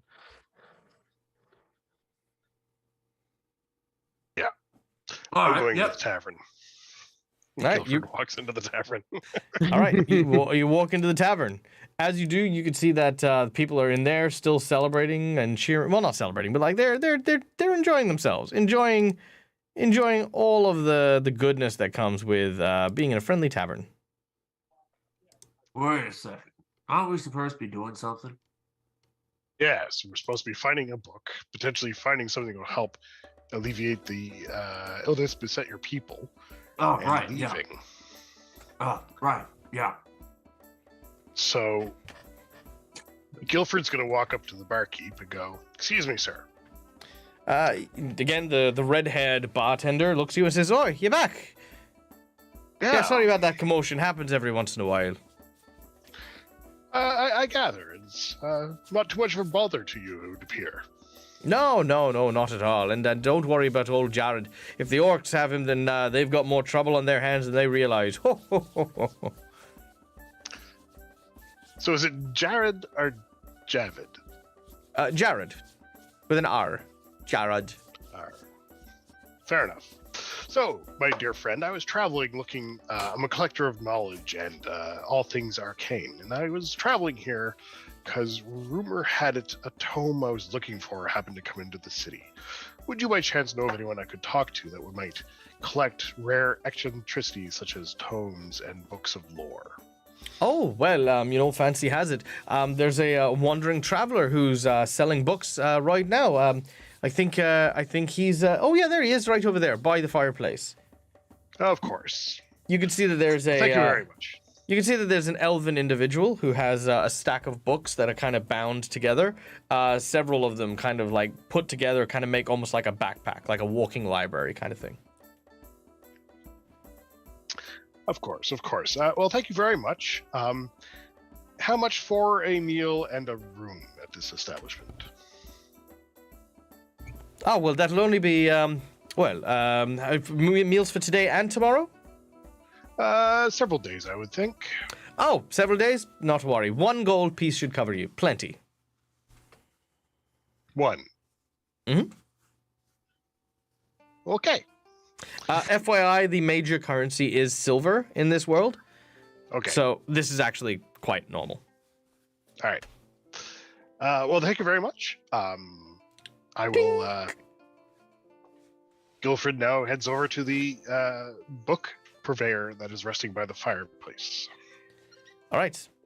You see there an elderly elven individual, even by elf standards, quite old. Venerable in age, they have very few blemishes and the like, but you can still see the telltale lines of crow's feet and wrinkles that splay across this old elf's face. He says,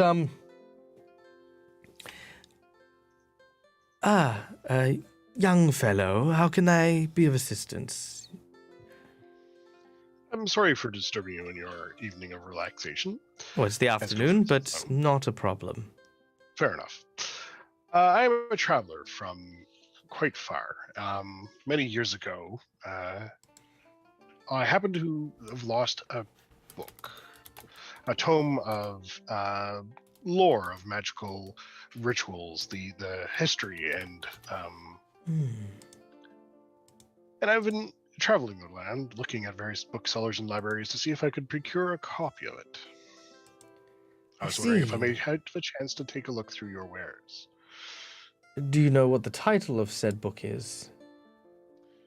Yes. It's Felantry's Treatise of Magical Incarnations, Rituals, and Works, spanning the 1st through 7th century. All right, there he is, right there. Boom. He says, well, in fact, as fortune would have it, I do have a copy of that book, right? Let's see, which part is it? Ah, yes, right here, in fact. And he holds up the tome you seek. Indeed. What would you be looking for as an exchange for this tome? Well, I would be seeking very little. You see, I've traveled with it for some time, as well as these other books, and, well, my old bones are quite weary of traveling with such a cargo. I was actually thinking about retiring today, in fact. Indeed. Well, As for recompense, I'll tell you what. If you can take these other books off my hand so that I need not to worry of it, then you may have that book as payment for your services. well, that seems more than generous trade of services. I'd be happy to take these books from you.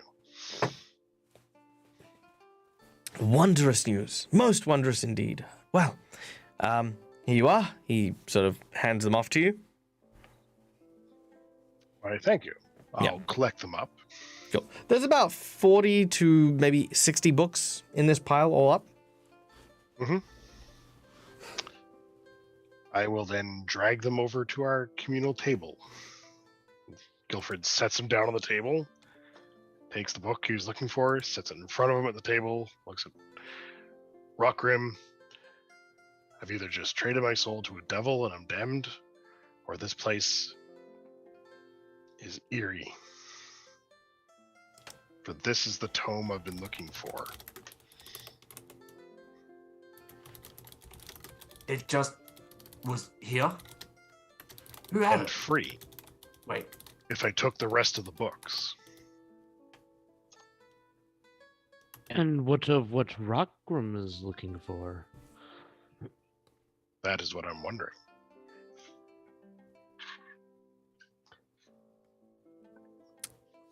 All right. well, that can't be right. The plague is very specific, right? It as far as I'm aware, only it's a very small, well, it's a plague, so it's relatively large, but it's a very particular sort of plague. Guilford, as you pour your way through the various books, you do indeed see that there is a tome on Orcus children, sudden infant death syndrome, and its current cure, published last month after observations of a tribe known as the Black Fang. A curative was being experimented on and was actually on its way as a manuscript for publication at a major citadel for the apothecaries. I hope you're sitting comfortably, Rockgrim. The book, slide it across the table towards him. Ogrim, you don't read this language. I translate it for him.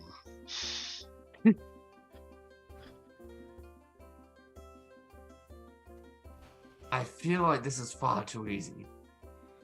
I have a sneaky suspicion. What is we're this not- place? is that Rockgrim saying that, or is that Matt saying that? No, that's what I'm saying. Okay, just checking. This is way too easy, Michael. I've known you for years. When you can't keep doing this to us. This is too stressful. Listen, after strange aeons, ooh, It's true. It's very true. So what we've been traveling for months, right? Nearly a year now. Yep. And we've come into this random town almost by chance, where 2 out of the 3 things that we're after just appeared in our laps. Now the And early you thing, seemingly regret this fact? well, no, because now the only thing that needs doing is an epic. Well, I feel like this town has provided much that I can work with. But if it could provide more, Wait. I would- Was it a happy epic or a sad epic? well, anything that would make for a good song. Was it a happy song or a sad song? It could be the adventurous, uplifting, blood pumping type of song. Get people standing on their feet. That still doesn't answer the question, Rin. Hopefully, it would end well. End well. I have a really bad feeling about this.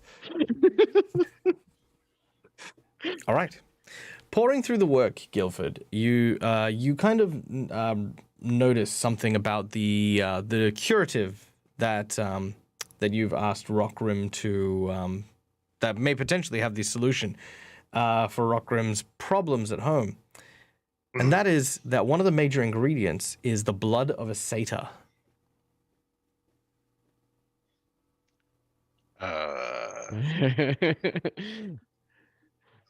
There is one not too far by or far from here. How lucky. It's almost as if we have to go prick a prick. So, Rockrim, I'd like to note a few rare material components that this elixir requires. One of them happens to be well, you remember this morning when we encountered another fellow bard Oh, that yeah, you the guy with almost the horns. invited into the group? Yeah, the guy with the horns. Yeah. Yeah, him. More precisely, his blood. How much of his blood? I Like, checked. are we Is this- talking? Are we talking a thimbleful, or are we talking like a, we hang him upside down and drain him completely type thing? Well, I mean, we So have to make sure we have enough, right? How big was your clan? I mean, it's a relatively small clan. There was only about 100 people, give or take. We could probably get by with a small satyr.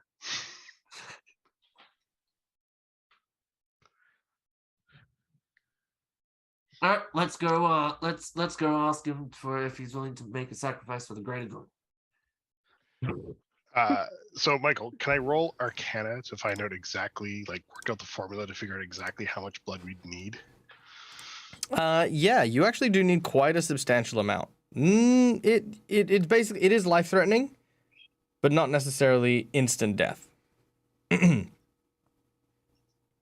is it possible to brew this in batches? No. Yeah.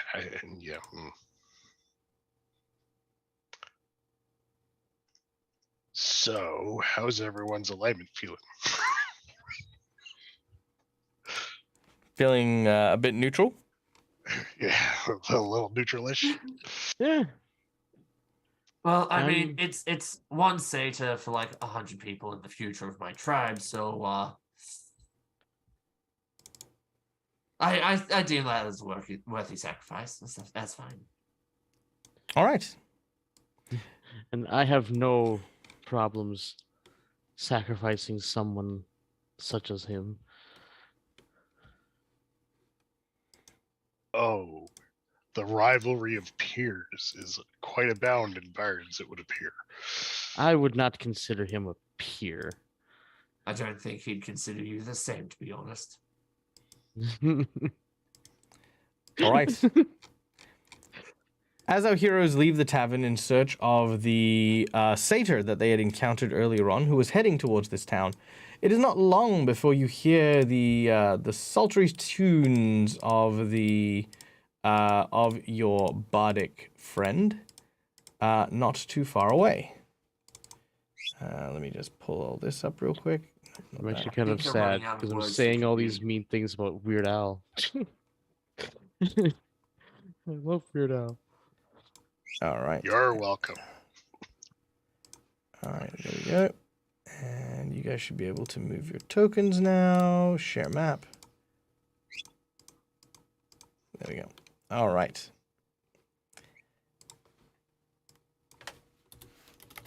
Okay, here we go, and let us...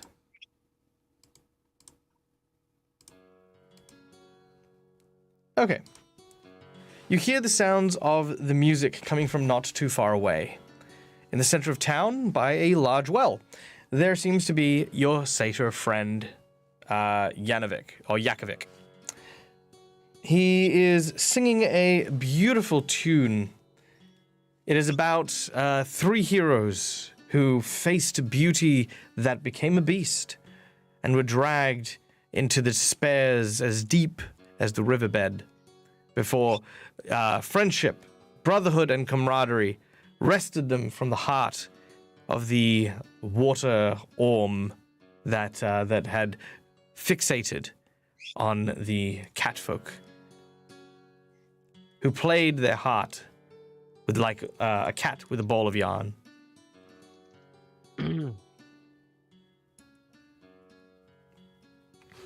Why is it always the cat melodies? Ah, He says it's a metaphor. To be fair, you're a it's cat. so unoriginal.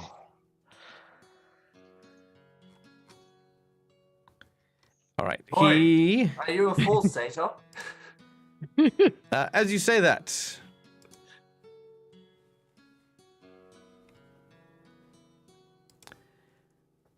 oh, my friends, it's you. Hail and well met. Am I a full satyr? Well, I haven't eaten yet, but I mean, I could do with a bite. Well, how about we go get a nice, lovely, thick piece of steak, huh? Oh, well, satyrs are actually not big meat eaters. Alfred. But a drink would be good. Rockroom's gonna just quickly whisper to Guilford, are there any vegetables that increase blood amount, or am I just imagining things? I'm not a nutritionist, but maybe. What's everyone whispering about? Oh, you're close. Well, I mean, you all came over here to talk to me. Ian's listening. Health benefits. I see. Well, I had a girlfriend who was once really into health benefits. Tried to get me to eat a lot of apricots. I'm not sure why. And pineapples as well, especially. Lots of pineapples in our diet. Indeed. I also hear that lots of potassium makes you a particularly good meal for a vampire. Does it now? I have not heard. Have you been feasted on by a vampire before? No, but you hear stories.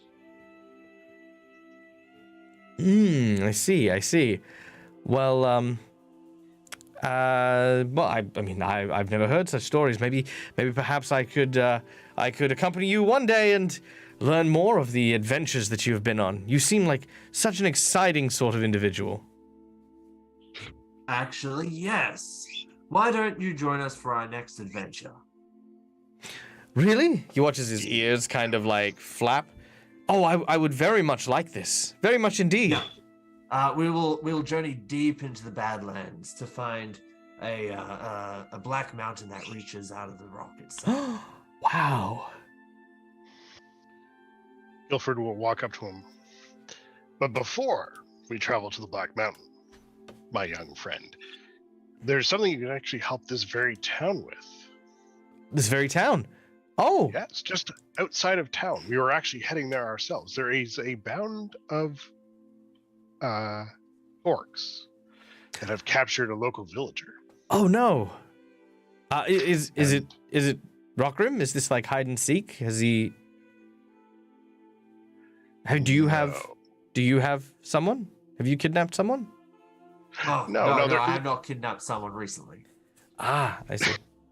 They're a different clan. Right. Oh, of course. And if, Sorry, if was the that town offensive? didn't surrender, No, not offensive. Oh, okay, good. Yes. Oh, no, trust me, you can't defend him. Well, unless you comment about his ability to light a fire or cook pancakes or his love of pastries or something to do with a goat. Anyway, getting off track. So, this orc group said if they didn't surrender the town, they would kill this villager. We were thinking of heading out and seeing if we can short circuit this and rescue the villagers. Mm-mm. And we would greatly be aided by your companionship in this adventure. Oh, well, I mean, I would, but I'm not really one for danger. I've Oh, encountered. you'd be in no danger. You'd be recording the episode with our dear friend Rune, and the two of us. I mean, it would be Rockrim and myself that would be up front. Between Well- clenched teeth, like, yes, we will be something of a quartet as Oh That's a no, good sorry. practice. I only work alone. I have not found anyone with my my level of musical acumen, and well, honestly, it takes a certain level of skill to be able to play an instrument and be a bard. You know, we have to go to college, and it's very very hard work, and of course, you guys as adventurers have your own skills, but of course, getting to see those skills up close and personal will truly be a pleasure. Exactly. I will And I mean, ensure it would I will be- ensure the greatest of stories is written about you and your adventure. Especially Yes. you, Ruin. I sense a ferocity in you. One like I've never sensed before. I know that you'll do great things one day. Things worthy to put in song. And how Right. better to write about these than to join us Yes. and see them in action? Also, an accordion complements the sounds of a lute quite well. An accordion and a lute.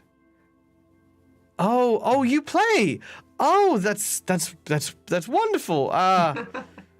Perhaps yes, we'll do a duet, a lute and a accordion, of course.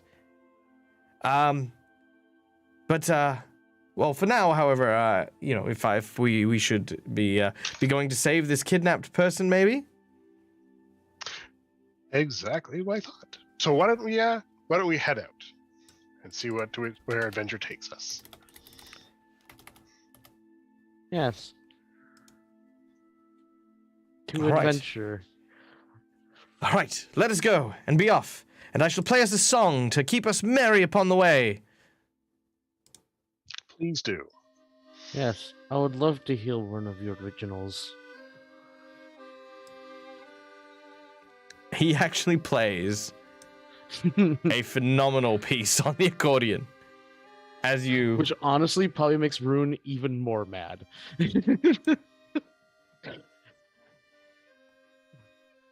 At least it's not underneath the streets of Paris. well, I mean, it's an accordion. All right, so where are you guys heading? I mean, Rockgrim thought the plan was just to take him back to Blackfang Tribe and do it there. But Guilford came up with this whole thing about rescuing someone, so yeah, I mean, he's the boss. We do what he says. Yeah. Well, as we're walking, Guilford will go over to Workroom after Rune takes Yakovic off to discuss the merits of playing an accordion with a lute. Rockrim? It might be hard pressed to convince him to travel all the way back to your homeland. I was figuring we could make the elixir here and have our young friend potentially meet an untimely demise to the local orcs.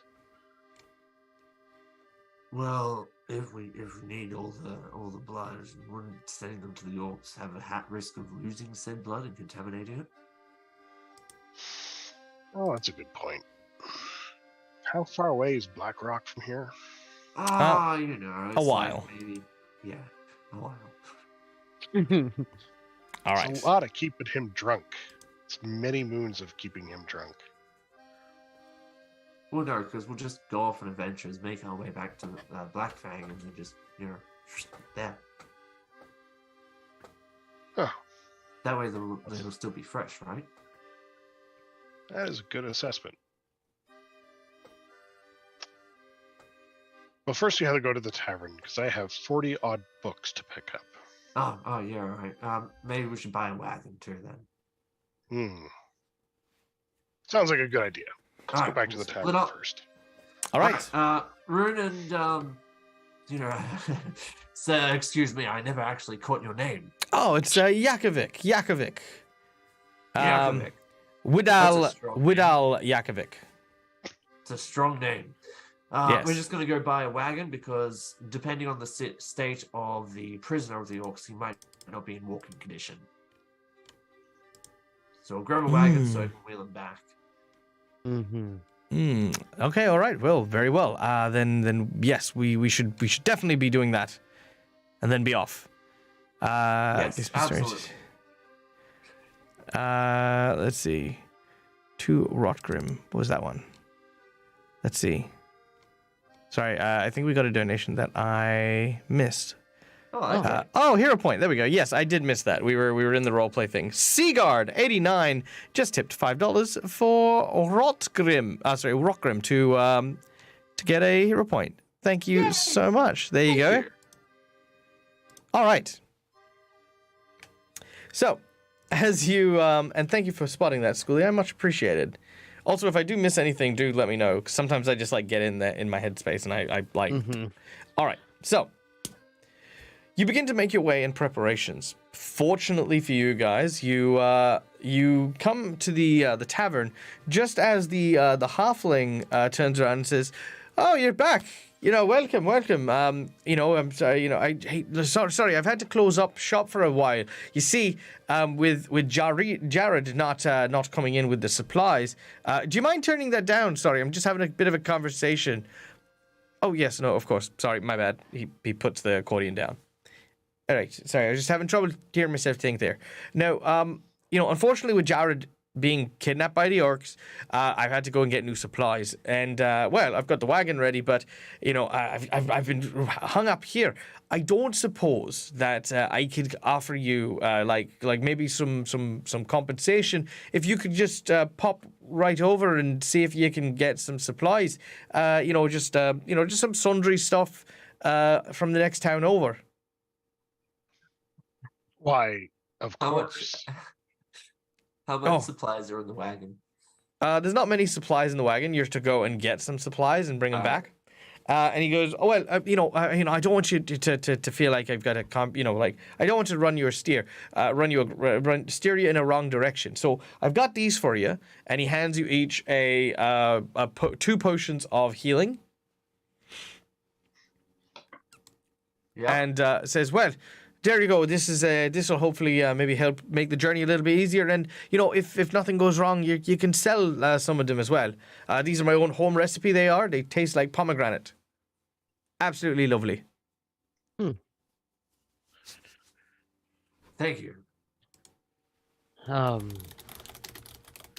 Also, do you have anything that can hold a sizable amount of liquid?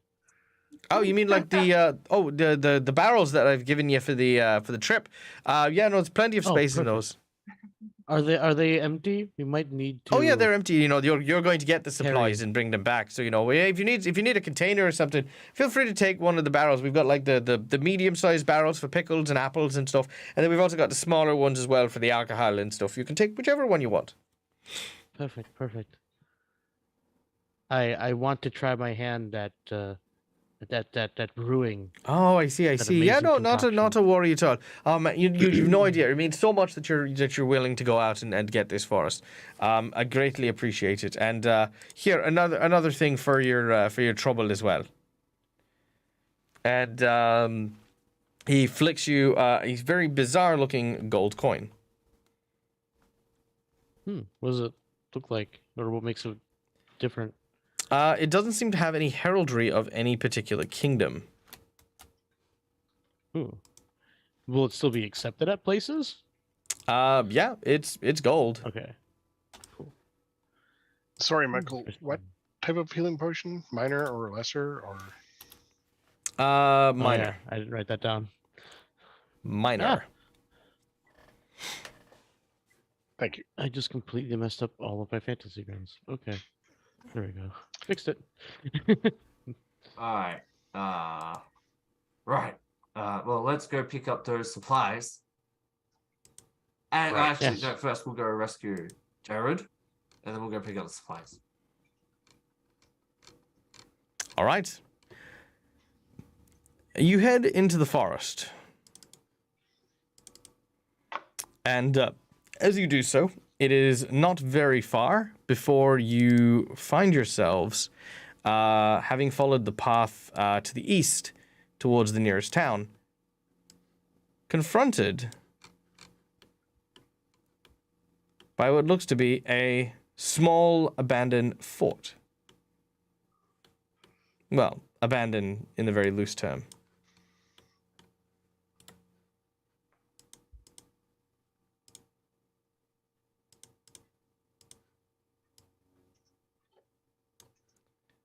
All right, and let's get our characters here.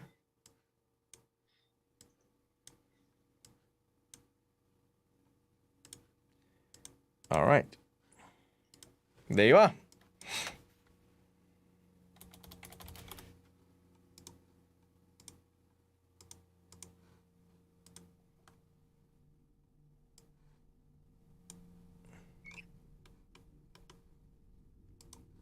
All right. The wagon rolls up. You are a short distance away, but you can see the two towering structures, like standing out, almost like nails in a coffin. They jut out and lean over what looks to be the pathway that leads outwards. There are some small barricades and the like, but you don't seem to be obstructed from your wagon. Not at present, anyway. A very fortuitous turn of events. Oh, this feels so much better.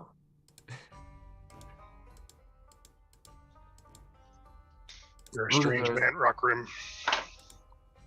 Look at those strong walls. Even though they're crumbling, they have some good foundation. Those barricades, ooh, they're a little bit wrong. There's a lot to be worked on. And Rockrim will just go on like a mini tirade discussing the various bits and pieces of the fort. See how it outcrops over there? Makes it easy for them. Oh, All right, Now, what do you if guys I want was to do? gonna Now, if I was going to raid this fort, I'd have a group of people up over there. He points over to a little dip in the land, if there is such one. You're in it.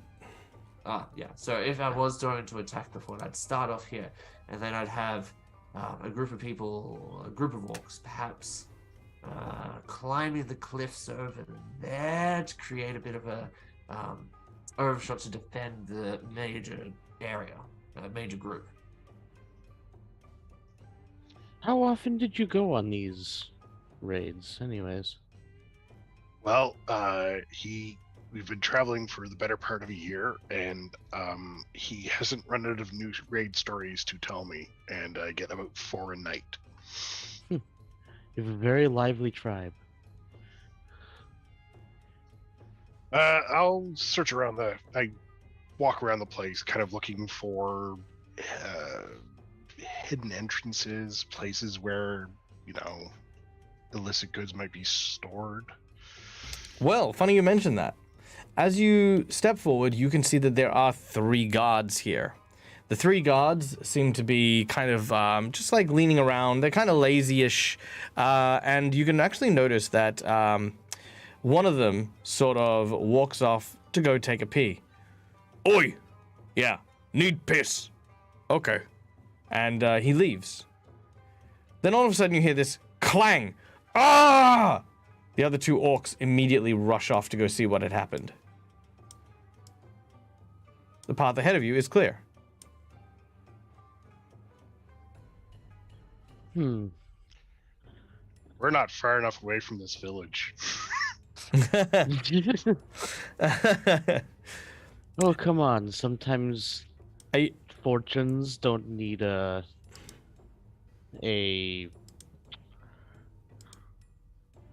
reason to exist. Sometimes it's just good luck. It is true. It is true. Now, do you still want to look for a secret entrance? Yes, damn it. All right. Do you leave the wagon behind and move forward, or are you guys all bringing the wagon? And what are you doing with Yakovic? Also, real quick, Raiders from Pogren01, welcome in, Raiders. I hope you're doing well. Let me give you the big old Dead Aussie Gamer shout out. Welcome, welcome. Please make yourself make yourself at home. Be comfortable, chill. You're playing some Minecraft. Nice, nice. I don't play Minecraft very often. I'm mostly doing the D&D stuff, but for those of you who don't know me, my name's Michael. I'm the Dead Aussie Gamer. This is my place, this is my face. We play D&D, we play TTRPGs, we play Pathfinder. We're playing Pathfinder right now. Yeah, I feel like the slap chop guy. All right, guys, now listen. You watching me, camera guy? No, I'm not gonna do it. I'm not gonna do it this time because I'm gonna lose my voice. All right, our group of heroes have stumbled into a town where everything is lucky. There's just this huge wave of good fortune that constantly seems to surround absolutely everything. And it is very suspicious. Guilfred was looking for a rare and ancient tome, which a librarian who was traveling around happened to have. In addition to that, he also happened to have a recipe for a curative for a disease that is racking Rockgrim's home. Rune, who is trying to be inspired by fortune and by the muses that are, has bumped into a prolific bard of great talent and renown. And, of course, now the group who needed a wagon to go and rescue a trader who mysteriously disappeared from the town was suddenly provided with the opportunity to take a wagon to a fort that was not very well concealed. And the guards who were guarding the fort, one of them went to go have a piss, and then there was this sound of metal snapping, and then all of a sudden the guards have disappeared. So our group is sneaking in to this orcish fort currently. So there we go. That's where we're at. So, All right. I think we should probably put the wagon. Guilfred's going to lead the wagon into some of these trees and All right. conceal it a bit with the bush and the shrubs. Not a worry. There's your wagon. I look at Yakovic and I'm like, you can either stay with the wagon and hope the guards don't notice you, or you can come with us. Yakovic opts to stay with the wagon. Right. Okay. I go looking for that secret door. All right. Make a perception check as you begin to make your way for the secret door. Ruin and Rockgrim, what do you guys do? Rockgrim will stay close to Guilfred. He's the person who's hired him, so that's really out here to protect. And I don't want to be anywhere near Yankovic at the moment. So I'll be following Guilfred too. All right. You make your way up the hill, and you can see the main entrance. But of course, the main entrance isn't where you want to be. Instead, you make your way around the side of this large fortress building, and you can see that there is a secret entrance nestled away, almost like a secret escape tunnel in the side of this fort. See, this makes me feel better. Guards randomly walking away from the entrance is a little uncanny. Going through a bolt hole seems appropriate. All right. As Guilfred walks up. Well, Rockgrim's going to place his hand out just beside to stop Guilfred. Wait. Remember, you hired me to protect you. I should be the one to go first. Not to mention, as you can tell by my ravishingly good looks and charming smile, I am also an orc. If they see a human walk straight into their fortress, they might not be so welcoming. Fair enough. Ahead, meat. Alright. Rockgrim is going to attempt to squeeze through. All right. Yeah, it's not hard to squeeze in. As you slip, these bushes out of the way, you make your way into the actual building itself. And in doing so, you can see that you are in a barracks. There is a small little mini map of the surrounding regions and several unmade beds. Several like sort of attire pieces from the orcs hang on the walls, as well as orcish weapons. Food lays strewn on a large table to the southern area, and there are doors leading into a small rounded room and a door leaving. You can also see there is what looks to be a kind of a note on the door. It seems to say that because you keep losing the key, we have left it hanging on the door. Don't be stupid. If we can't return the prisoner, we can't ransom the town. Signed, War Chief. And you can see next to this sign is a key to the manacles of the prisoner that they have. All right, it's safe to come through. Yeah. Guilford enters into the room and just starts shaking his head. Yeah, they'll come through, and if I notice the sticky note, it's like, well, I guess they have some common sense, but not nearly enough.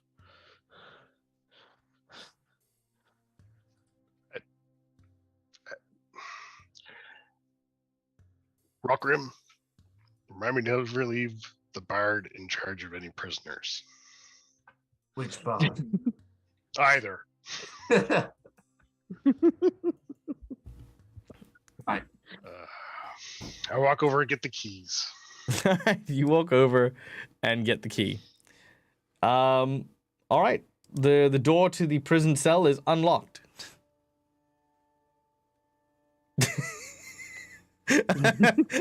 I don't need to see your guys' faces to know it. You're like, what the hell is this?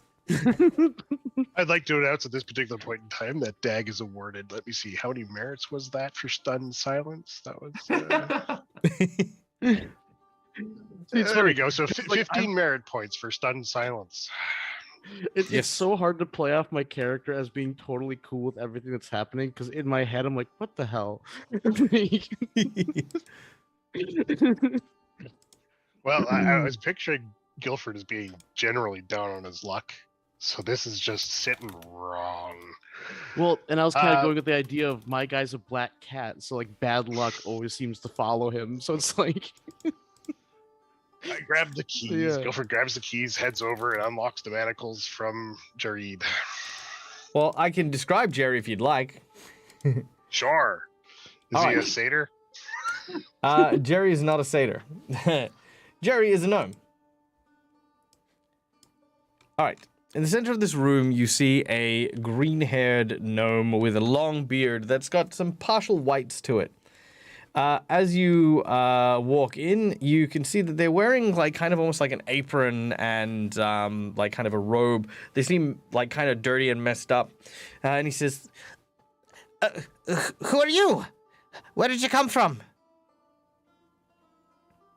My name is Guilford. This is Rockrim and Rune. We've come from the village over there to set you free. The village? Oh, thank goodness. Oh, did my wife send you? Actually, no one sent us.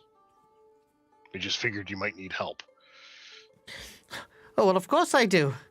I've just had the worst day. The worst day ever. I'm surprised. Rockrim, It seems like do you have nobody any of those has bad page- days at that village. Oh, sorry. Rockrim only hears one person at a time. Say that again. Yeah. Rockrim, I was wondering if you happen to have any of those pastries you snarfed earlier. I might have half a pastry. Right, never mind. So, Jerry, why don't you join us? We'll head back to the wagon and see about getting you home. I'm sorry to interrupt, Guilford. Mhm. What, may I ask, happened specifically? Specifically? You mean my day? Oh, Yes. Well, so I woke up early and went to the bakehouse to try and, get some bread for the inn, and well, the whole my bread was burned, so they had to make a new batch. But then apparently some strangers ate all the food, and I had to wait until the evening shipment. But then all of a sudden I come in to the tavern and some guy is just there with my wife walking around in the tavern. I confronted him about it. I thought maybe that maybe my wife is seeing someone else. Maybe there's something that's gone terribly wrong. But she acts like she doesn't know me. She kicks me out, and then as soon as before I could even catch my breath, these orcs grab me from the lake, and then they lock me in here. Now this is the worst day ever. That sounds like quite an unfortunate day. Unfortunate. Did I also mention that I fell in the mud? That on the way through, past a river, a snake bit me on the backside? Or how about when about 15 different birds decided to defecate on me like I was some sort of common garden gnome? It's been a terrible, terrible day. Hey, Rockgrim and Rune. Remember we were in the inn and we talked about going and getting this fella, and the innkeep there said, "Don't worry, the orcs are about to have a very unfortunate day." Oh, yes. I do remember them saying that.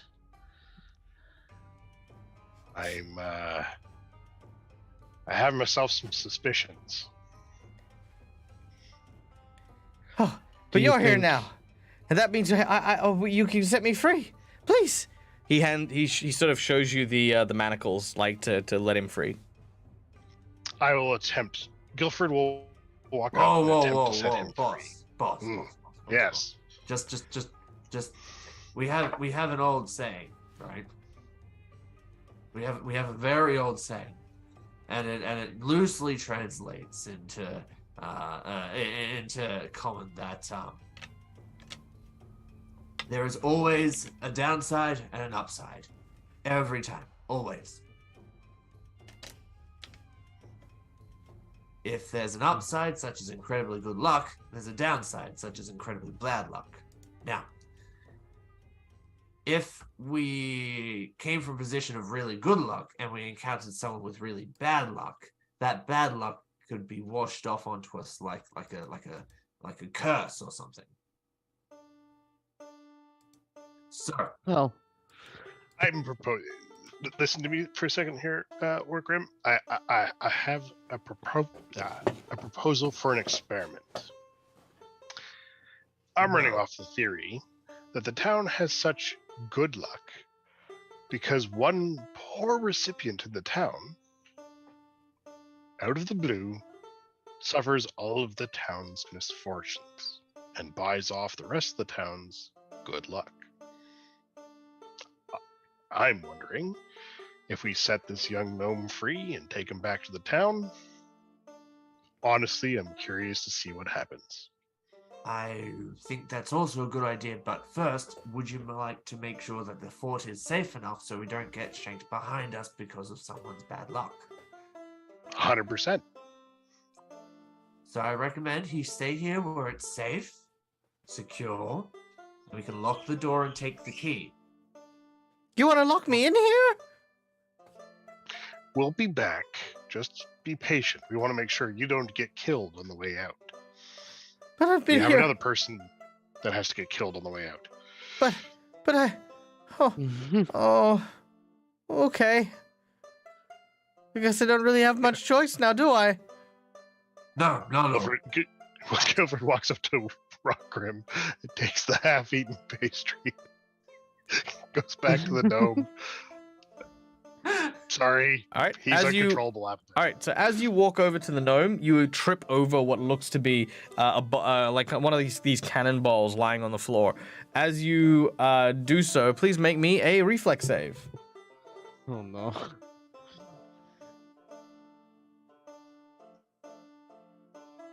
Oh yeah, there we go. 16. You punch him in the face and slam the pie into his jaw. He flies across the room and into a pile of cannonballs. These cannonballs then swivel around as a loose cannon rolls away from its opening. He says, "Oh, oh my God! What did you do that for?" Well, I may have just learned his marks, but this is going to be fun. What do you mean fun? As I walk out of the room. All right, as you walk out of the room, make me a reflex save.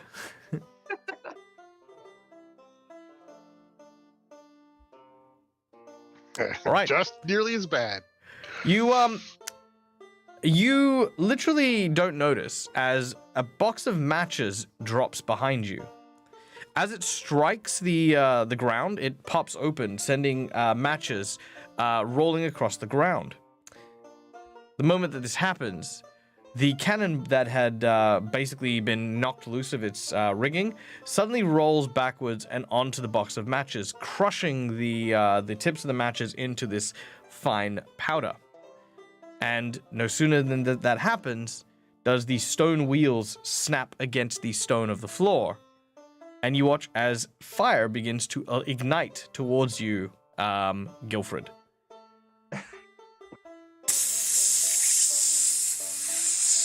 What do you do? I leave the room. All right. As you go to leave the room, make me a reflex save. Oh no. Oh yeah, there we go. Natural one. Oh great. I'm gonna use my inspiration because I've been rolling really bad, and it's been yeah. I'm gonna Let's see what I get. I'm gonna use my jinx point to negate it. Doesn't matter. It's 3 anyway. Yeah, but I'm gonna give you the crit fumble. Damn it. Oh no. All right. As you go to open the door, as you reach for it, a wind blows the door shut. As soon as that happens, you go for the handle. You tear the handle off. You look behind you in abject fear and panic. As in one fell swoop. Give me a number between 1 to 5. Gotta get that dice 6. The Dice Ex Machina. 5. 1, 2, 3, 4, 5. Oh! Oh, wow! Okay. Blast off is the keyword here. Nice. You must succeed a will save. That's not likely given current rolls. 21. 21 is just shy of what you need. I can spend a hero point to add 4, right? You can, but I can spend a jinx point to make you re-roll it. All right, re-roll it. I think I missed the bin. I did. Much better. 20. Can I still spend a hero point to add 4? You can if you'd like. Does that make it if I add 4? Yes, it will. Okay. Okay. I will spend 1. All right. You spend a hero point, and you will lessen the impact of what is about to happen. So, first of all, because it is blast off, you will take 66 points of damage, which with blast off normally would upgrade by 4d6. No, 3d6. Sorry, but instead that is going to halve to 2d6. All right. You take 28 points of damage. All right. As a large explosion sends you rocketing into the air. You travel... That's not bad. You only travel... Sorry, what was it? It was... There you go. You travel... Well, it's not very high. That is 15 feet into the air, which will take you through the building and out into the air above, where several orcs spot this human flying above their keep. And they are summoned back to see what the hell is going on. You hear the sounds of banging coming from the door. All right. We're going to go to an initiative now as as we launch into this. Literally. Yes. Yes. Yeah, it's literally an Acme scene. Like, yeah, absolutely. Just covered in soot. I don't know how, but I blame Neil. It is. This is all somehow Neil's fault. All right. Let's roll initiative, shall we? Boom. Okay. The Orc Warriors. They're going to try and break down the door. They'll need to make a few checks to see if they can get it. So Orc number 1 does not do it. Orc number 2 does not do it. Orc number 3 does not do it. Well, actually, they get three actions each round. So yeah, I'll make them all do that with their 3 actions. All right. So Orc number 2 will bust down the door, and as they come in, they will see the 2 of you because that door is closed, and he start to speak in Orcish. Which translates to, we have intruders. Get them. Orc number 3. 5, 10, 15, 20, 25, 30. 5, 10, 15. He's gonna go for our dear fellow orc.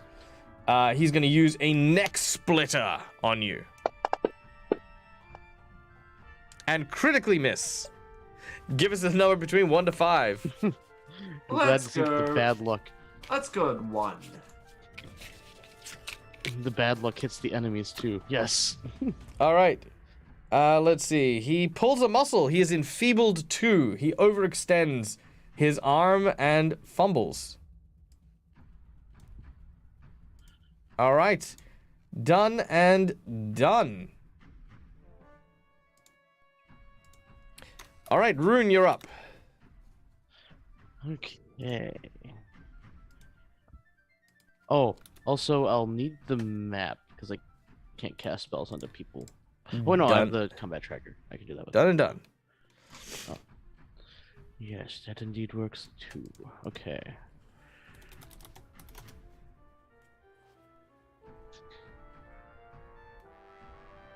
How long does this last? Okay, only 1 round. Maybe not then.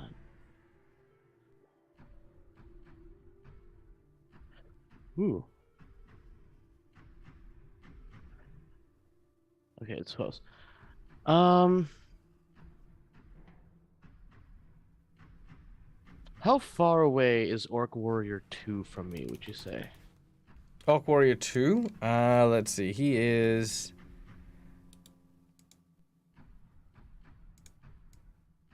25 foot away.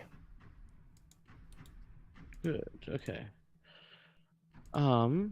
Yeah. So I will... How do I want to word it? Okay. So yeah. I am going to cast Blistering Invective. I don't even know what that is. So I can't really describe it. But I will do a 2d6 persistent fire damage. And they have to attempt a will save.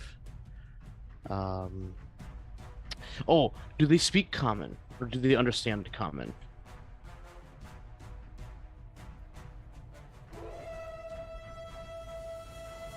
Oh. Am I muted? No, I'm not. But yeah, do the orcs speak or understand common? The Orc War Chief does. The orcs themselves do not. Okay, so they have a +4 to the will save. But yeah, but if they fail, they take 2d6. Can you drop the save onto him? I think I can. Is there a way I can drop the +4 one for them? Because that'd be kind of cool. No, that's fine. I'll just add the no, I 4, can't. but that's okay. Okay. Go for the roll. Sure. Critical Well, success. So Yeah. Well, you don't need to do the other one, and here's why. Oh. With that critical success, now you're a bard, and you need, what's the components on that particular spell? Verbal and somatic. All right. With part of your somatic component, you pull out your lute, and as you go to strum, you hear this twang as your string breaks partway through your spell. I knew I needed to get a new lute at some point.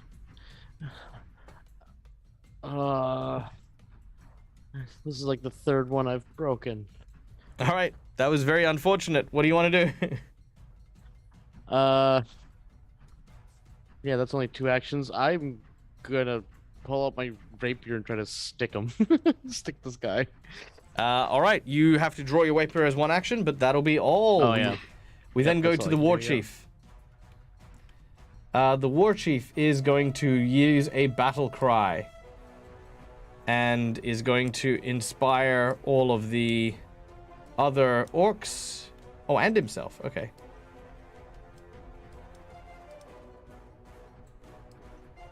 He shouts out his battle cry. He has no intention of letting you live with your lives. Leave with your lives is what I meant to say, not live with your lives.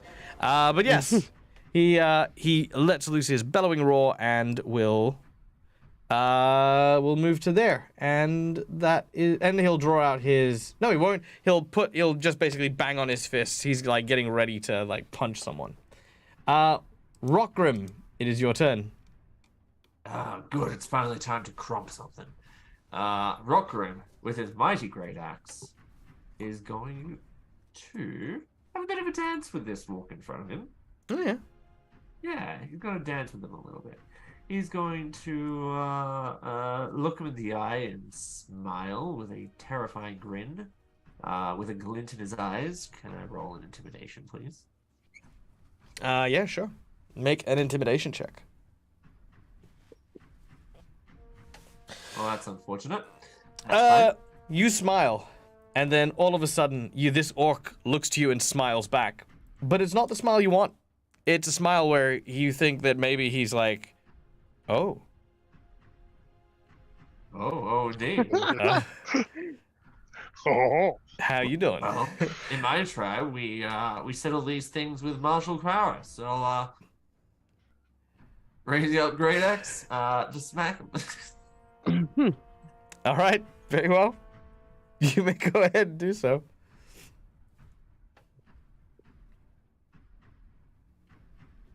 All right, with an 11, you will hit him in the face. Wonderful. Nice.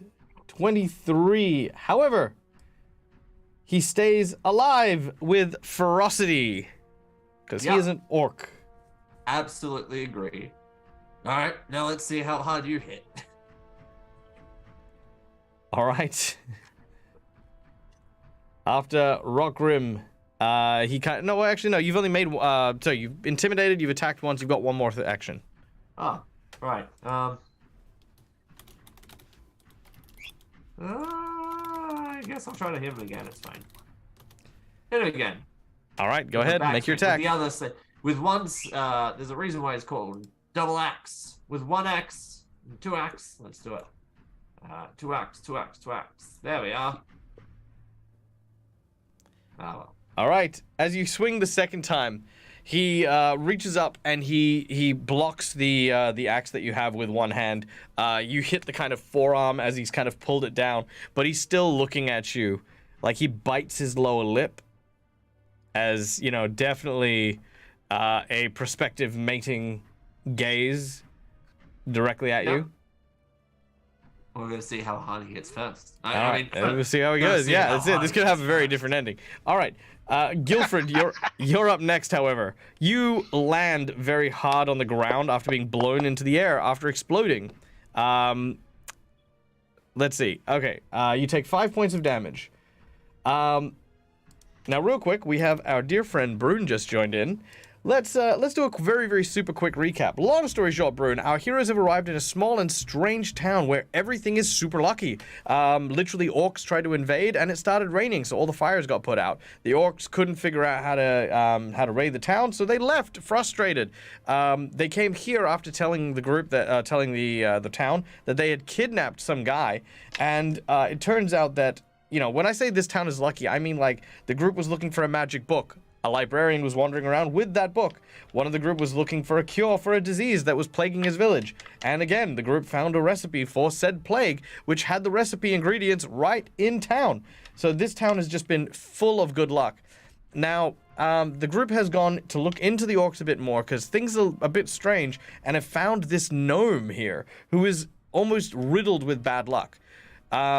They've tried to rescue him, but in the process were exploded by literal random like fatal, what's it called, Final Destination style shenanigans. Guilfred was launched into the sky, which signaled almost like a firework the orcs who have come and now attacked the group. And Rune's loot string is broken. Rockgrim's intimidate has turned into a seduction. Things are just going absolutely pear-shaped for our group. As for the encounter, we have 3 orcs and a war chief.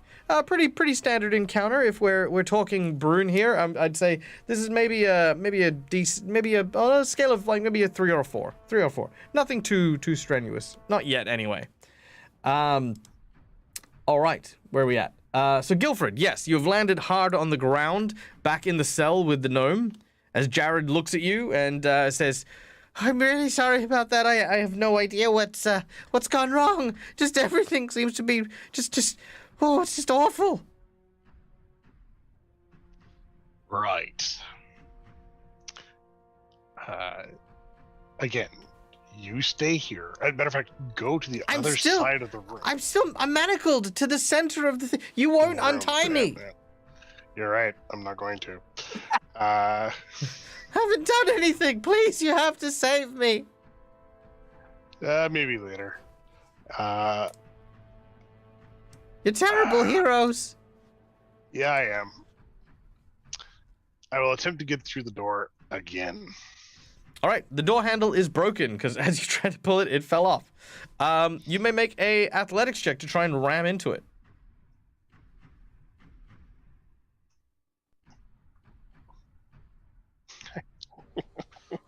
All right, you ram into the bottom of the door, and as it does, it flips. So it almost pivots on a hinge in the middle of the door. So you slip and slide from underneath it. I need a reflex save from you, please.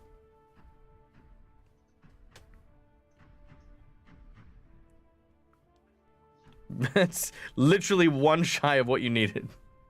Yep. All right, you slip and fall, landing prone.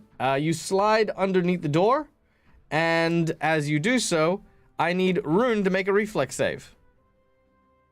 Oh no. We're just fully Three Stooging it, huh?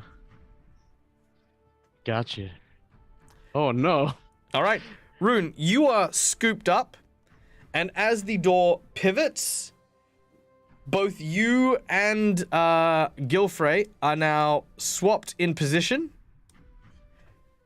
And Gilfrey has basically slipped and sort of you've been lifted and now you're locked in that room. See you later, Rune. All right. No, wait.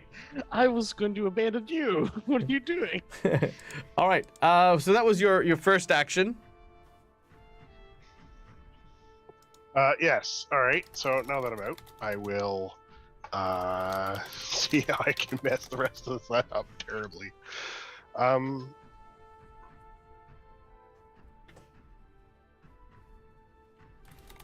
have to do any of those. I don't have 2 actions left.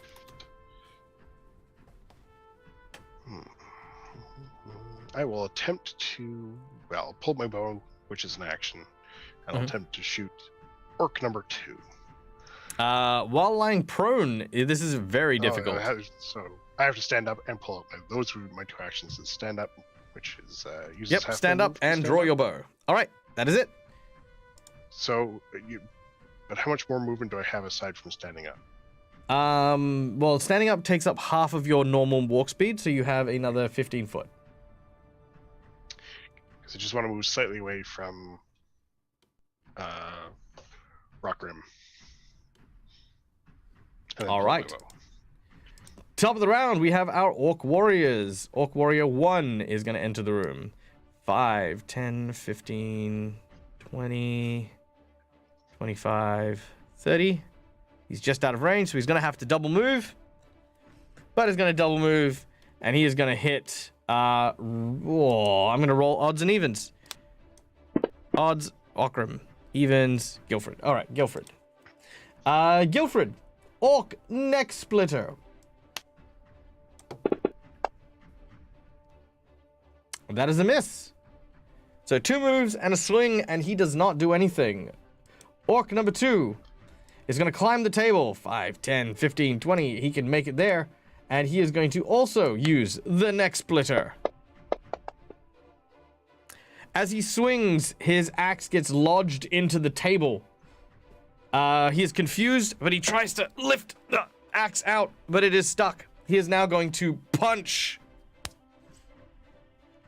He is now just going to absolutely just deck Guilfred. Let's see how he does.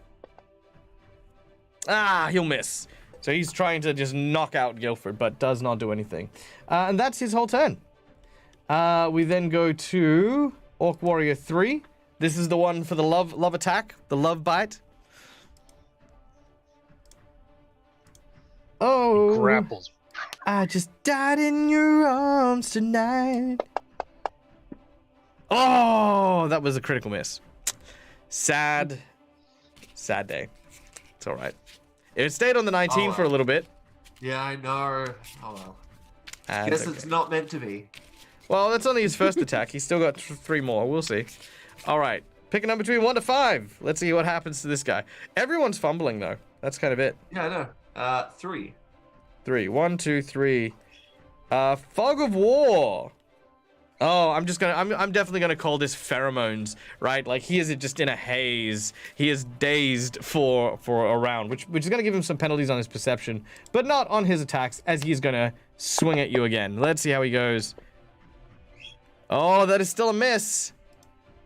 All right. One more opportunity, one more chance to prove his affection. One more chance. And another critical miss. He does not manage to do it. Quickly donate so Dad can get singing lessons.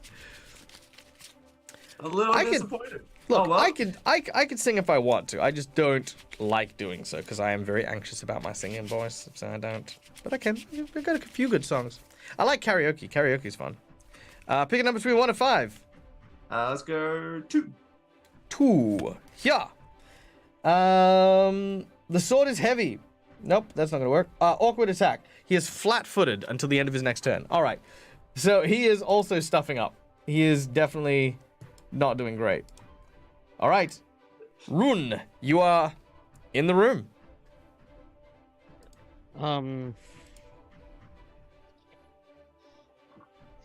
Do the stairs leading up and out of this place, like, is there a hatch or like above?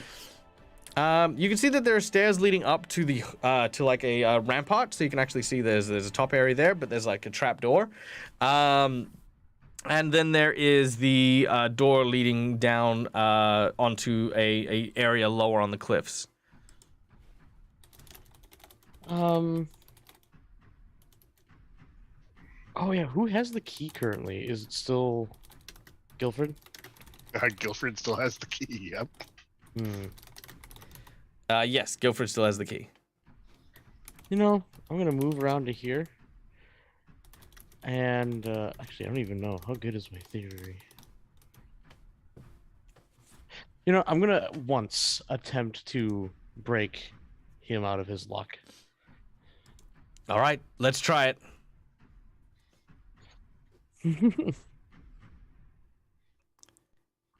Hey, there it is. All right. You break open the lock. The lock. All right. And clicks. then I'm gonna... Cool. I check the door behind me. See if it's unlocked. It is Not not. that one, the one leading out to the south. Yeah, no, the one leading to the south is now open. All right. I open it and I'm like, oh, looks like we found a way to escape. How fortunate. All right, as you step out and as you say how fortunate, you realize that the rampart goes nowhere and has a 60-foot drop to nothing but a hard floor on the other side. Oh, There's also a Okay. 20-foot climb over a treacherously steep hill up. You have just walked out into a balcony. How unfortunate.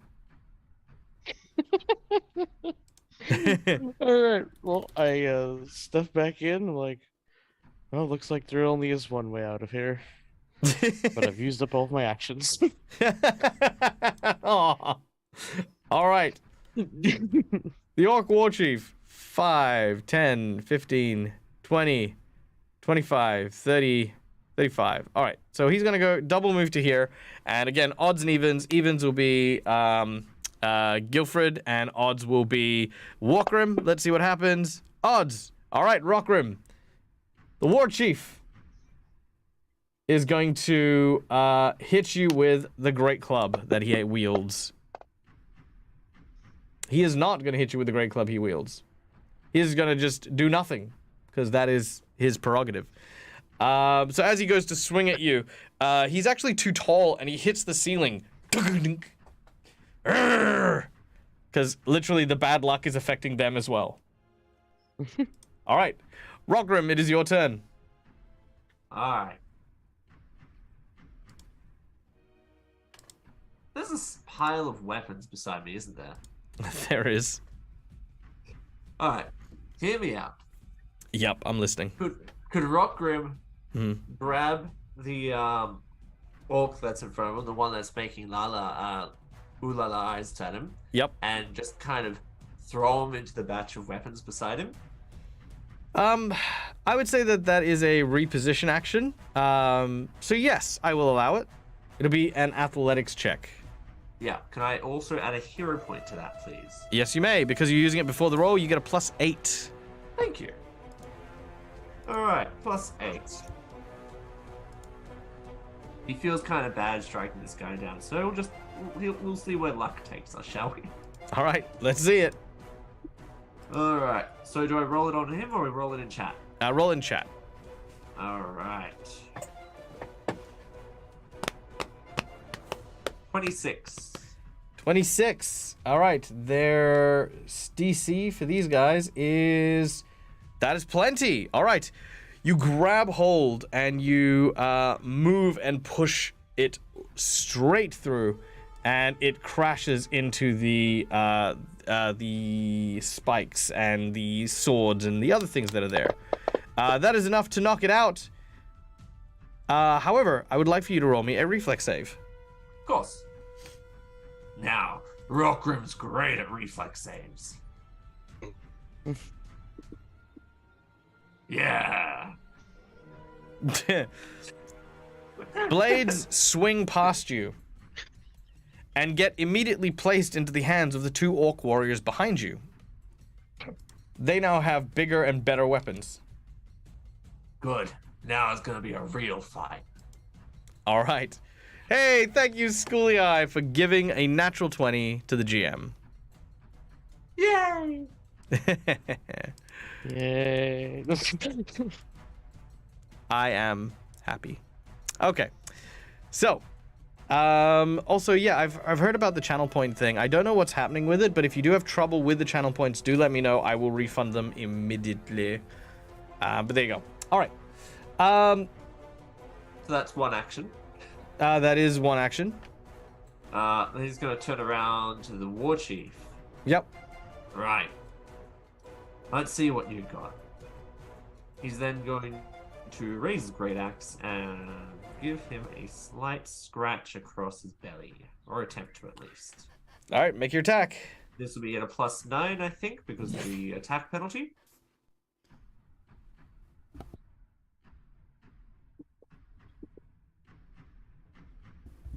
Ooh, that'll hit. All right, deal your damage. Wham! 16 points of damage. Very nice. Can one of you please hit me? Please. Please, come on. It's not a fight unless you draw blood. Come on. All right, you got one more action.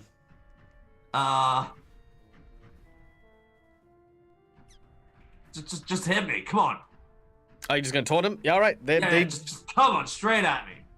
All right. They prepare, and we go to Guilfred. So, first time playing a ranged character in melee combat. Is there attacks of opportunity for doing a ranged attack? Please hold. Okay.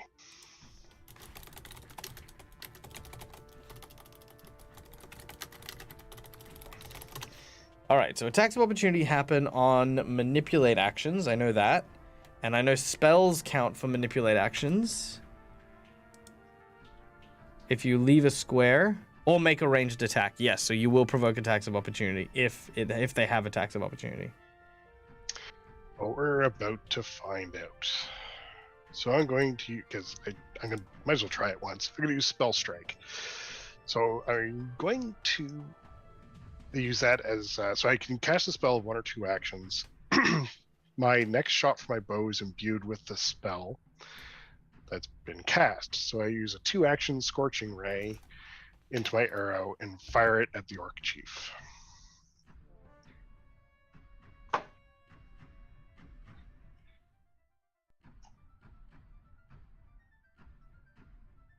And I hit. So it does regular arrow damage plus 4d6. No idea how to combine all right, this. we'll come to that in a moment because every single one of them have attacks of opportunity. Yep. This is where I die. Maybe. All right. Orc number 1. All right, that'll be a hit. For... and then some extra damage. One moment. Because they've got new weapons now, so that's an extra 2 damage.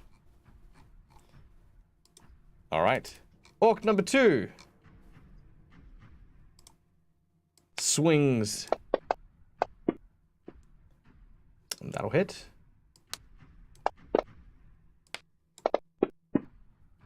All right, with an extra 3 damage on that.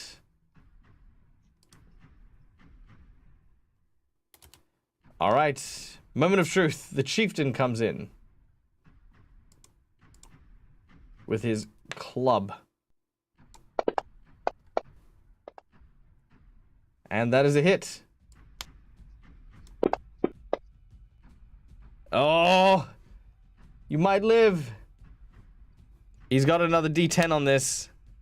Yeah, I know. If he rolls a 1, you'll be fine. That's not gonna happen. Oh, no, it's a 3. Okay. All right. But I can use a hero point to stay standing, right? Yes, you can. Done and done. You consume your hero point. You are on 1 hit point. Okay. So now I do my die 8. Yes, you do. D8 and then roll the D4 into the middle. Okay. So the die 8 on the War Chief takes 8. And 4 dice 6 on the War Chief. Takes another 15. So 15.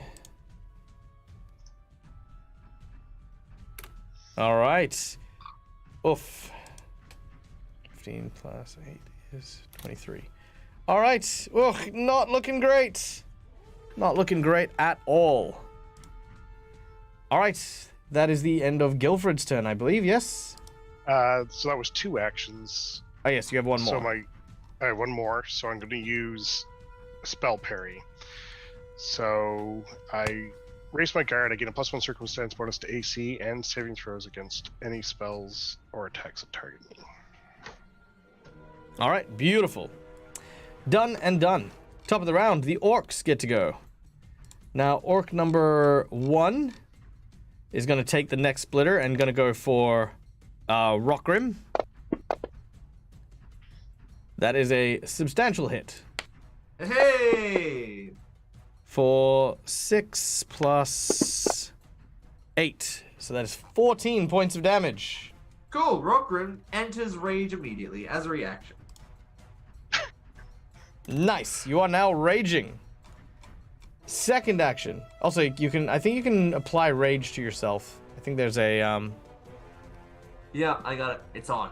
Yep, sweet. Okay. Now, you have forceful and sweep. So what does this do? When your attack hits more than once, the second attack gains a circumstance bonus to damage equal to the number of weapon dice. Okay, cool.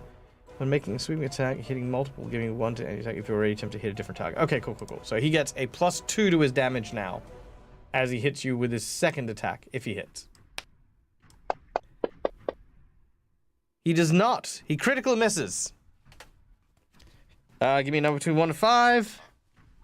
4, please. 1, 2, 3, 4. There we go. We have off balance. He takes a -2 penalty on his next attack roll. All right, let's frickin' try it. He's probably gonna fumble. Yep, that's another fumble. Give us another number. Which number haven't I used? Let's go 5. 3. 5? I haven't used 3. I don't think you've used 3. That's fine. 1, 2, 3, 4, 5. Here we go. Funny Bone. He drops the item he is holding, so he now no longer has a weapon as he drops it. Because as he's going to swing it, he hits himself in his funny bone, and he starts to laugh. I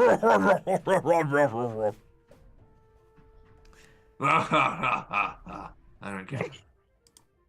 Okay. The second orc is gonna. Well, I mean, yeah. Look, sorry, girlfriend. Yeah. Oh no! Sorry, not sorry. The literal luck thing is in full swing. Give us a number between 1 to 5. 1. All right. The sword is heavy. He is fatigued. All right. Swing number 2.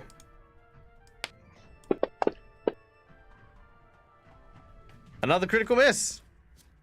3. That is a broken haft. His weapon snaps.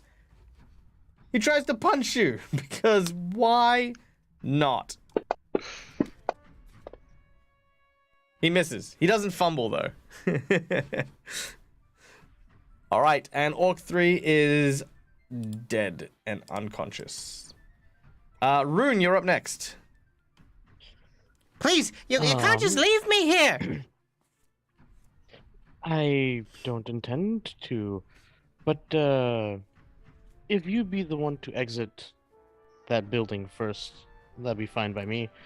I'm manacled to the ground. I freed you, did I not? Oh, I thought you. Oh, sorry. No, I thought you opened the door to the south. Oh, right, you did. Sorry, my bad. I misunderstood. He goes, I'm free! I unlocked his manacles and then I opened up the door.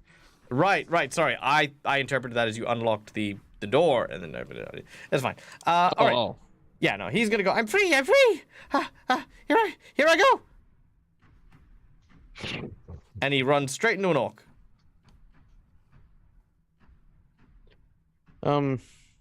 Ooh, looks like there's still some fighting over there.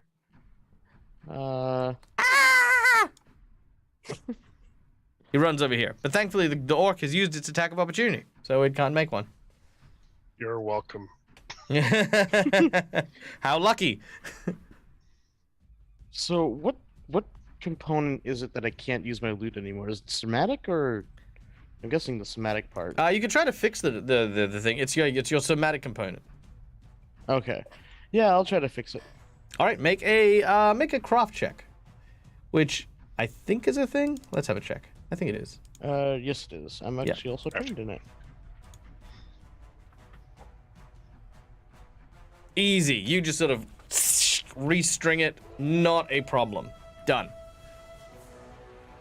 All right. Is that one action or how many actions is one action. Cool. I can still cast Agonizing Despair. And can I see the war chief from where I'm standing? No, you can step up a little bit and you can see him, but otherwise you can only see the orc at the door. Okay. Yeah. Okay, so what I'll instead do is I'll walk over to here, and I still have a single action to cast. Oops, I closed the thing. Where is it? I'll cast Inspired Defense on Guilford. All Sorry, right. thank you. Give him a story that, inspires him. All right. You inspire defense. As you do so, I need you to make me a will save. I need to make a will save? Yeah. Oh. I force other people to make those. I can't make them myself. All right. That is 20. That is not enough. Okay. As you start to play your music,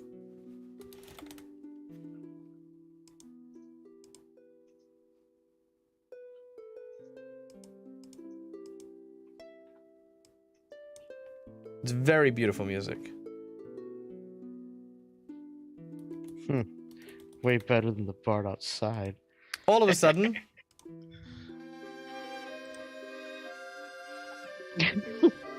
entering in, the bard shows up. And as he does, he says, "Don't worry. I have cast Inspire Protection on you, Guilford. You need nothing to worry about."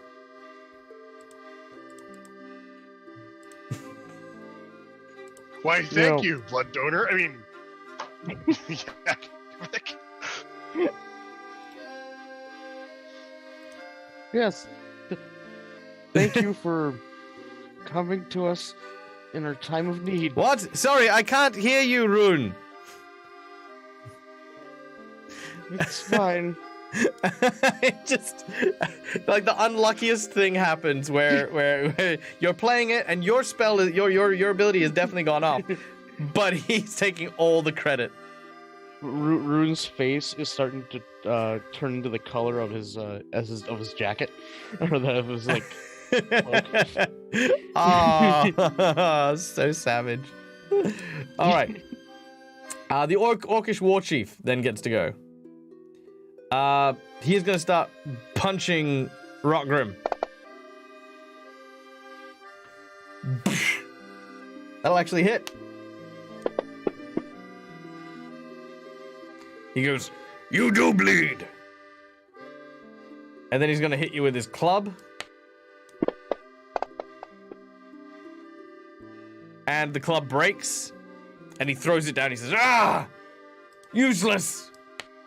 Just punch then." And you dodge the next attack. The war chief is getting more and more infuriated as the battle goes on. As we go to Rockgrim. Now, generally how rage works is you hear a lot of shouting and yelling and they get bigger and do that sort of thing. But Rockgrim's rage is slightly different. This one's kind of cold, icy. You see his face. You see his face have absolutely no emotion on it, as he almost silently just raises up his great axe and just slams it into the war chief. There's no witty remark, there's no look of remorse or no look of fear or anything. There's no expression on his face. All right, let's do it.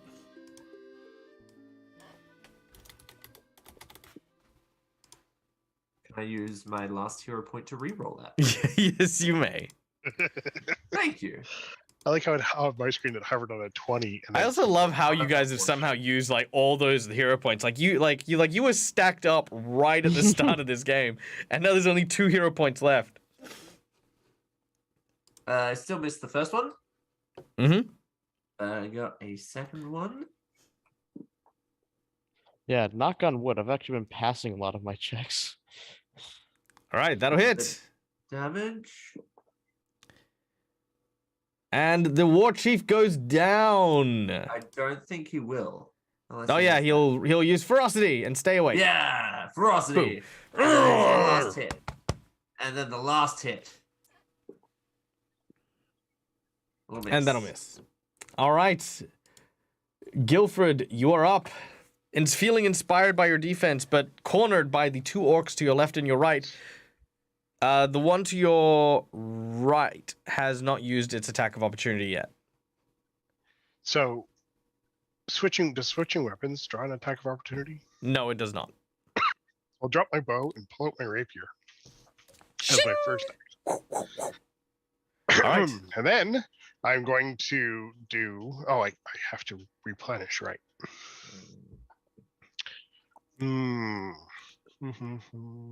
Have to replenish.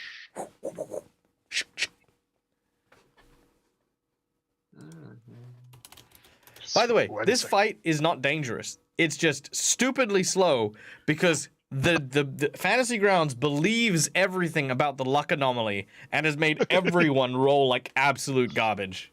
To I be swear, fair, the these are my dice normal know the rolls. content.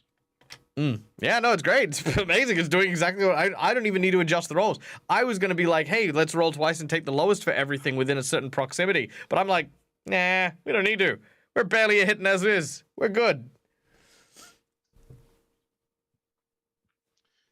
Okay, so I will just do a couple of attacks, maybe,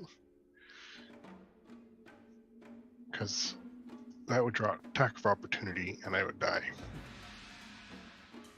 Right, I need to clear that. All right. So, provoking attack of opportunity.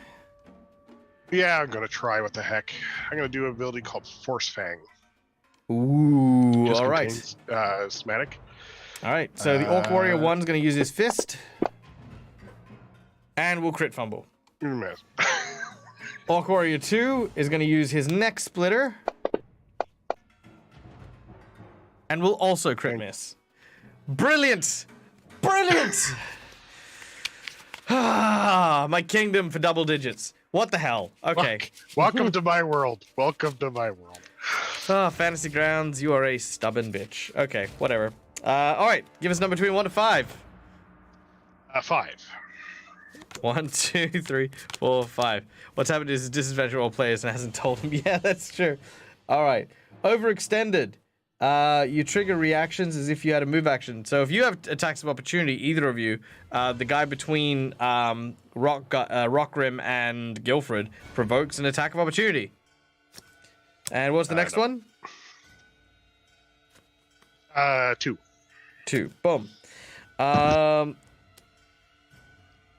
Let's see. Meant to do that. You move 10 foot in a random direction and trigger attacks of opportunity. So I'm just going to say he falls prone over the table as he collapses over it. He meant to do that. Done and done. And then he takes a Force Fang. And then he takes Force Fang. Yep. All right. Make the roll with Force Fang. Choose a target within your reach. Reach my weapon for wielding spell strike with the right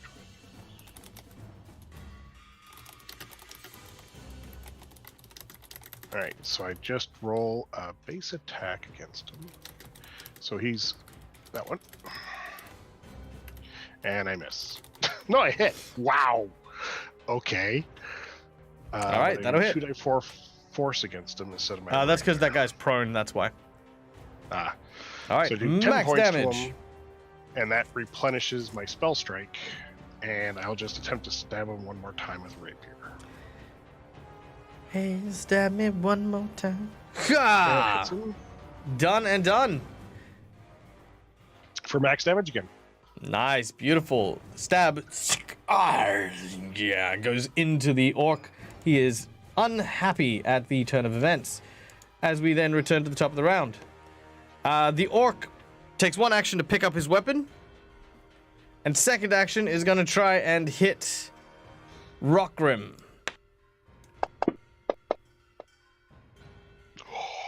Natural 20. Look at that! He can hit things. He can. In addition, that's an extra 2d8 damage for an extra 8 points of damage. Ooh. How you looking, buddy? They're just giving me scratches at the moment. Oh, okay, cool. In that case, I'm going to burn my nat 20. no. Oh, wait a second. My thing actually changed color. Oh, yeah, I'm definitely using my nat 20. I'll show you. All right. natural 20 on the second attack. Actually, you know what? No, I'll make the second attack, and then I'll use that 20 on the third one. That's what I'll do. That's a good plan. All right, so here we go. So making my attack, making my way downtown, walking fast, faces flashing, I'm homebound. Da-da-da-da-da-da. All right, boom. That is a miss. Okay, and then third. All right, here we go. Third attack. Hey, welcome back, OG. Still alive. They're still alive for now. Okay, yep. I'm gonna replace that with the nat 20.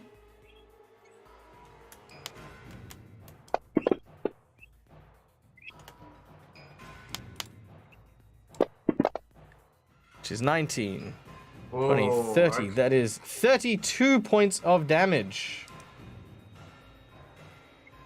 How you looking? 32 points of damage. Yeah, all right. I'm looking pretty injured now. Yeah, okay. Cool. All right. That is the Orc Warrior 1. Orc Warrior 2 is going to stand up from prone. And still fatigued. Not happy.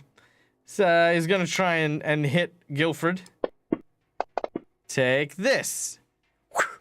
We'll miss. And we'll use his last action and go. They're frustrated as all hell. And we'll miss on an 18. It's just.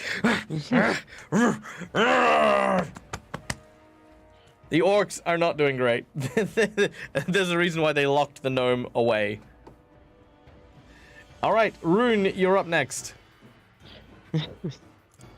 I'm ready for the show to be stolen from me again, but I'm bracing for it. I am going to cast Agonizing Despair. I'll move into position. And the Orc War Chief is still standing, right? Yes. Okay. Yeah. He will... Yeah, is this all in his head? Or is this, In your head. So, yeah, all in his head. Yep. He will be seeing everything that he fears and is saddened by.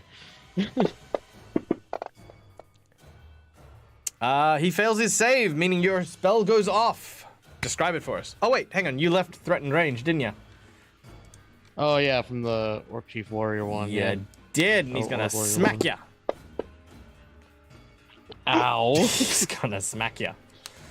All right, so that is plus an additional 12 points of damage on top of that. How you looking? Welcome to single digit range. Yeah, I'm looking very hurt now. That did not feel great. Oh, and that reminds me, I do get some crit cards. So, real quick, Rockrim, pick 2 crit cards. Go. 2, let's go 3 and 4. 3, 4. Okay. Your crit cards. Low blow. You are sickened 2, and you take triple damage. Ah, alright. So you take an additional 7 points of damage. Alright. Hey, looking good? Doing all right? Yeah, I'm doing fine. I All can do right. at least one, I can do at least 2 hits. All right. That's all that matters. Okay, and then one more crit card for Rune. What do we get? Let's do 3. All right, that is Crunch. You are sickened 3 as you hear something break. Ugh. Yeah, he got me right in the chest. All right. So Rockrim gets sickened 2, and Rune gets sickened 3. All right. Done. All right. And that wouldn't have affected the The spell? No, attack, not right? at all. No. Okay. Yeah. All right, so it's 46 damage, mental damage. And he's frightened too. He is dead. He is dead. He's extreme. That's a lot of frightened. he died being terrified. He died doing what he loved. This. Yes. All right. Screaming. Done. All right, the war chief goes down. The morale has started to shift as they do not, they don't necessarily shy away from a fight, but with no leadership, they're going to take a moment to look around and see if this fight is worth having. Number 1 is yes, this fight is worth having. Second person. Oh, definitely. They are both keen as cucumbers. New war chief is up for grabs, and they are keen to prove themselves worthy. All right, that is Rune done. Rogrim. Full attack on this this scrawny one in the middle. All right, let's do it. Right. We got 1. That'll crit.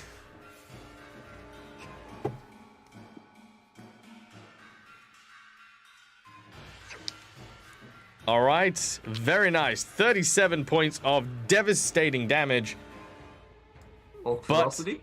He then, uses Orc Ferocity and boom, heals himself and stands firm. He Attack number 2. All right, that'll hit. Do your damage. I do at least 1 damage. I know, but we'll see what it is. 29. Yeah, that guy is gone.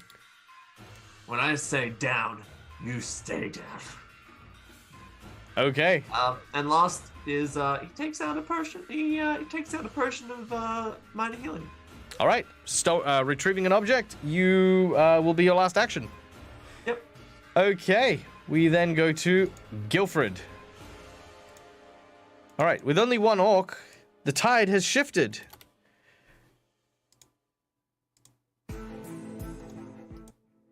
I'm just going to do attacks. All I'm right. trying to avoid any drawing of attacks of opportunity. Attacking with your rapier. Yep. Yep. A critical hit. Deal your damage. I forgot it's deadly weapon. He goes down, but then he stands back up. I try to stab him again. Oh, that'll hit. All right. And with that final blow, the orcs are defeated. You immediately are rushed by your bard, who immediately begins to high five you. And he says, "We did it! Yeah! Go team! Oh man, we make the best adventuring party. We should go on like real adventures together. Oh hey, Run. You know what, buddy? There's someone who needs your attention even more. There's a poor gnome in there. You should probably go in there and try to help him back to the wagon. And Yeah, I'm gonna don't drink you a want to couple be the potions. hero? You can be the Well, hero that I w- rescues the. Well, I wouldn't use the word hero, but if you say it, then I guess, I guess I am a hero. Hey, listen, sir. Listen. We, the heroes of Elaine, have come to save you. Heroes of Elaine? Heroes of Elaine? He left me here, stranded and then this... You know what? Whatever. Yes, okay. Thank you, kind sir. And he'll go to leave. He looks like he's a bit of a huff from the way he's been treated, but he says, "Now, step lively, and don't worry about these orcs' corpses. We've taken care of them for you." And he winks over at Guilfred and Rockroom. And they leave. They walk out. I'm honestly not going to feel sad about killing that thing now. I mean, Give me like 30 seconds. Rockroom's gonna go to a wall and start pushing out the rest of his rage out into the wall. All right. What happens when you derage? I become fatigued and I lose all my temporary hit points. All right. How many temporary hit points did you have? I had something like I think your temporary hit points got spent, so you don't need to worry about that. yeah. Okay. But you are fatigued. As you're trying to catch your breath and stuff, Rune, you step into the room as well. What do you say to these guys? Well, didn't go as planned, but at least we got what we came for. Wait. Go collect the satyr from the bad luck machine. A bad luck person. You I have hit. a bad feeling. A really bad feeling. You head out, and outside you see the gnome cowering in a small corner.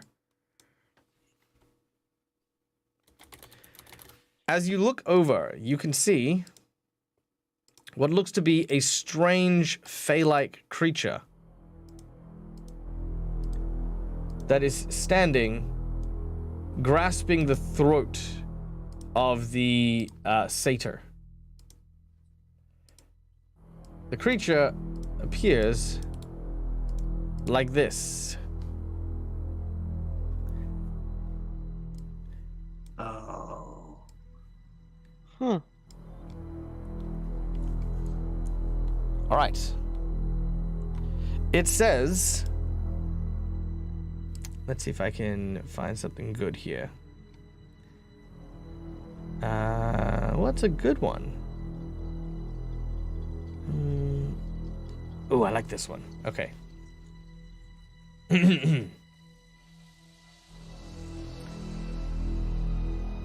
Where is it? It says...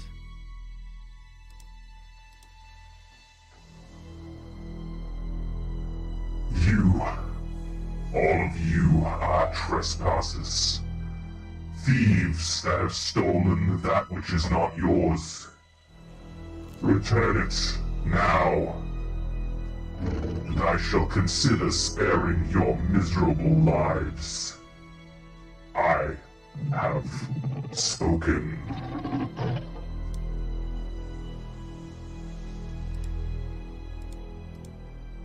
All right, what do you do when he says that?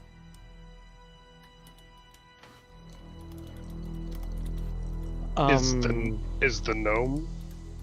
Oh, I'm not there. The gnome's fine. He's currently cowering in the background. What is it Did that I you? steal anything from him here? From this guy? Yeah, what is it that you are looking for? Well, specifically, him. Rockrim points at the satyr. Do not play coy. This one does not carry it, but I smell it.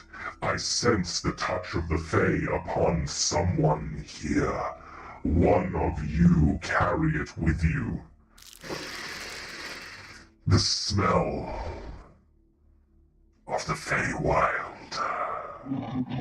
Return it, or this will be your fate. And as he holds up the satyr, he desiccates him in an instant, turning him into a dry, lifeless husk. No! How very, That's fine. We can how find very unlucky for you. That's fine. We can find another one. What a shame. He was the last of his kind. He's the last satyr. Well, first of What all, about the gnome? First of all, Mr. Tall, Bright, and Green. I don't know what you mean, but please, you're more than welcome to go through my stuff and see if any of it's yours. Very well. The thieves shall be punished. Well, I don't remember stealing anything from you, and generally I'm quite honest about that sort of stuff, so please, be my guest. All right, he walks into the room. Rune, are you in his way? Nope. All right. He starts by looking at you. Rune, he sort of smells at you, but as he does so, his face kind of opens up, and you see it's almost like a flower. Like, it's got, like, kind of the stamen and, like, the interior of, like, you'd see what a petal would be. And it kind of just sort of, like, breathes heavily around you before moving. He then goes over to Rockrim and does the same thing. He then looks over to Guilfred. And stepping a few steps forward, he begins to rattle. You could tell he senses something in your pocket. I will empty them for him, including the bizarre-looking gold coin. His eyes are drawn immediately to the bizarre-looking gold coin. He bends down and he takes it. He then looks at you and says, Murderer, you shall pay. Could I just intervene for a second, please? "You can?" We were actually given that by an individual back in town. We can tell you the person. That was the red-headed innkeep that gave it to us. Mm-hmm. Proof is all I need. The coin has found you. That means the Grim Stalker has found its quarry. Wait, the Grim Stalker? I am he. Ah, that makes sense. What does the Grimstalker do when it finds its quarry? We exact the vengeance of the Unseelie Court. You have killed one of the court's members and traded freely with the coins taken from their lifeless body. And now, we will take what is ours and return with the vengeance exacted upon its victim. So who in the Sealy court was murdered?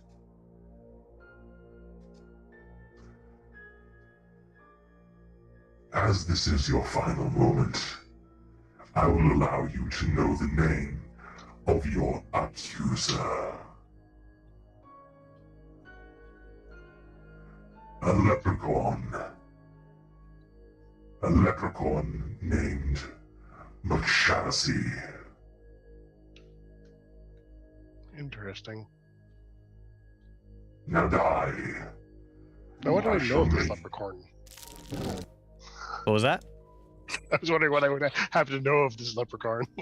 You've never heard of or met this leprechaun before, but this guy raises his hands in the air and you watch as his fist is now covered in thorns. He's about to plunge it into your friend. In 3, 2. Well, What? it'd be really good luck if something happened right now.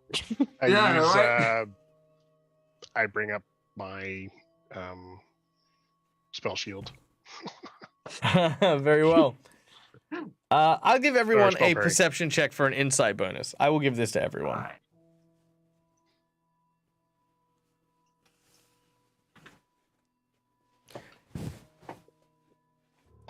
Natural 20.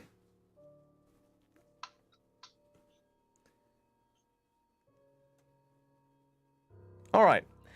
Rune, here's where you're going to go. Here's where you're going to get some insight. You ready? Mm-hmm. Okay.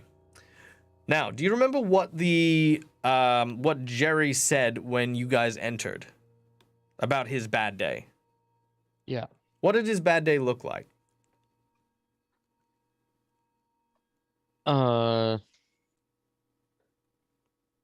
What do you mean? What did it look like? Like, Like Like what what did he involved do his on his bad bad day? day? What made his day so very bad? Well, it started with people coming in or it started with him burning bread, Mhm. and then people coming in and taking the good stuff, and then him getting pooped on by a bird. And then him trying to go into the tavern and look like someone was taking his wife, and then he got kidnapped by orcs. I Yep. might have missed something. No, that Yeah. was it. That was good. That was good. Now Okay, here's okay. the important bit. Do you remember the tavern keeper's wife? No, Oh, Do you remember seeing her at all? nope. no. And so Jerry went to the tavern and saw another man with his wife. Oh, And the tavern keeper, what color was his hair? red. It's red. And who gave you the coin? The tavern The keeper. Your leprechaun might not be dead. Yeah. All right. I'm thinking that too right about now. He Just before he punches me, I say your leprechaun may not be dead. he holds his fists literally like inches away from you. You can feel the points having penetrated your leather armor, but not your skin just yet. As he says, Lies. Orders have been given. Your fate is sealed. So is he about Leprechaun. this tall, red hair, short, stocky build? All Very, very leprechauns are like this. Can you give a dying man one last wish? A human custom, not one of the Feywild. Do you have any powers that allow you to go through a person's mind to see what they're seeing, memories and whatnot? look, he says, I don't think, I mean, here's the catch. No, flat out. But I think a better question for Rockrim to ask would be, or to say would be, that they're not in the Feywild. So observing Feywild customs in another place would actually be quite rude, because it is well known that politeness is actually one of the high things that the Fey kind of follow. Like, you know, like kind of the proper way to do things and etiquette and stuff. Yeah, that's I mean, you can kill him you can kill him, but wouldn't that be very rude of you to do so, you know, out here? No. Sorry. Let me rephrase. The whole like a dying man's wish is a custom on this plane. Okay. And he's in this plane. So to not observe that custom would be rude. Yes, that bit. Yeah, no, he's absolutely okay with killing people. Yeah. Well, you're not in the Fey realm, you're in the realm of man. And what of it? Well, it's very much a custom here to a person who's about to die in order can ask one wish of their, well, executioner. That'd be terrible bad taste, extremely bad mannered for someone to, I don't know, ignore this fundamental custom of this land. I am no genie. I do not grant wishes. Oh, but this is a simple one. I would like to have a glass of mead with you at a tavern at the nearby town. He ponders for a moment. A last meal. Hmm. This is acceptable, but no tricks. I promise, no tricks. Unless, of course, your leprechaun happens to be there. All right. You, unless there is something else you guys do, you all make your way back to the wagon. The satyr is still alive, but very anemic. We get the satyr. Yeah, Rockrim will grab the satyr and put him into the wagon and bring the wagon back. All right, very well. You make your way to the tavern. Well, this is my tavern for the time being. And you've got like people sitting around tables, enjoying themselves, having a grand old time.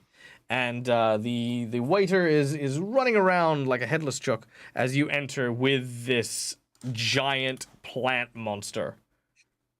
The whole tavern goes deathly quiet.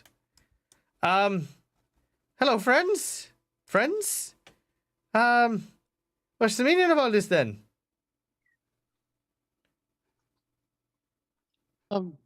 We're here to have a meal. Turns out our tall friend here happens to be looking for a leprechaun. He steps in and takes a very good look at the man in front of him. He is sweating bullets. Let's see how he does. Roll, Raggy.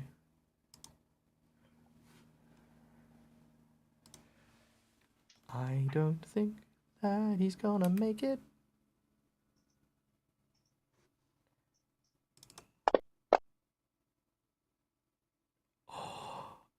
The only way the Grim Stalker would have failed is on a natural 1. And he rolled a natural 1. Can I have him re-roll with my hero point? Unfortunately, you can't.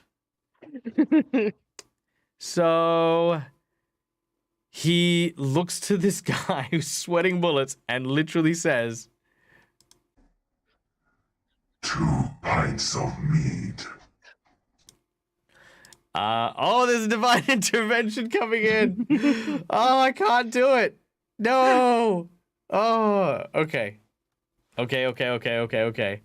Let's see if he can get a natural one again. No, he can't. Okay. This time, as he does, the leprechaun says, yes, sir, right away. Don't worry, I'll get you that pint of mead. As he does so, unintentionally, he starts to make the milky mead that he made for Rune. Like, he pours the mead, boils it up, adds a little bit of honey, and then the cream to it as well. And as he does so, he says, Wait. There's only one person I know who makes mead with cream and honey. You have done the unseelie court a great injustice, McShaughnessy. You will come with me. what? No, I'm not McShannon. Oh, gosh. Oh, faith and begor is fine. God damn it. You watch as he reaches into his pouch and he pulls out a small wand, and then he waves it over his body and transforms before you into a green leprechaun. He says, why'd you all have to go bring this ugly shite down to my pub? Didn't I treat you well? Didn't I treat all of you well? This town's suffered nothing but good fortune since I arrived, and this is the thanks I get? You set this horrible, monstrous beastie on me? Shame on you. Shame on all of you. Good Well, to be times fair. make weak orcs. It's about time these people learn to stand for themselves. And besides, my boss is going to get killed, so, rather him than you, sir. There's that. I think you mean rather Also- you than him, but I get what you're meaning. Well, goddammit. Well, fine, I guess. I suppose you'd just take me away then. But, trust me when I say this. Getting on the wrong side of a leprechaun is the worst thing you could do. You see, and he holds up a 4-leaf clover. He runs his finger across it and he says, do you know the significance of a 4-leaf clover?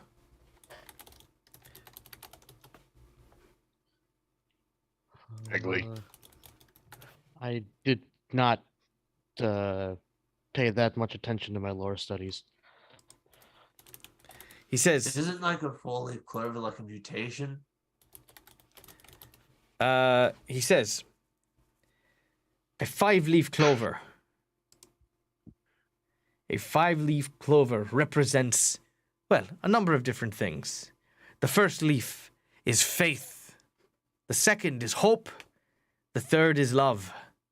The fourth, which we grant, is luck. And as he runs his 4-leaf clover through his fingers, he creates a 5th leaf.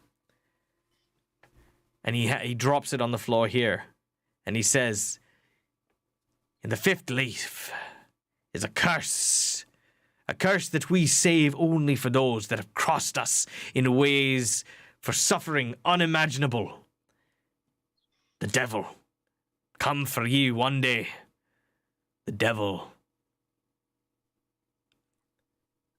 And with that, the Grim Scala, the Grim Stalker and the Leprechaun turn and walk through what looked to be a ring of mushrooms that appears miraculously on the ground.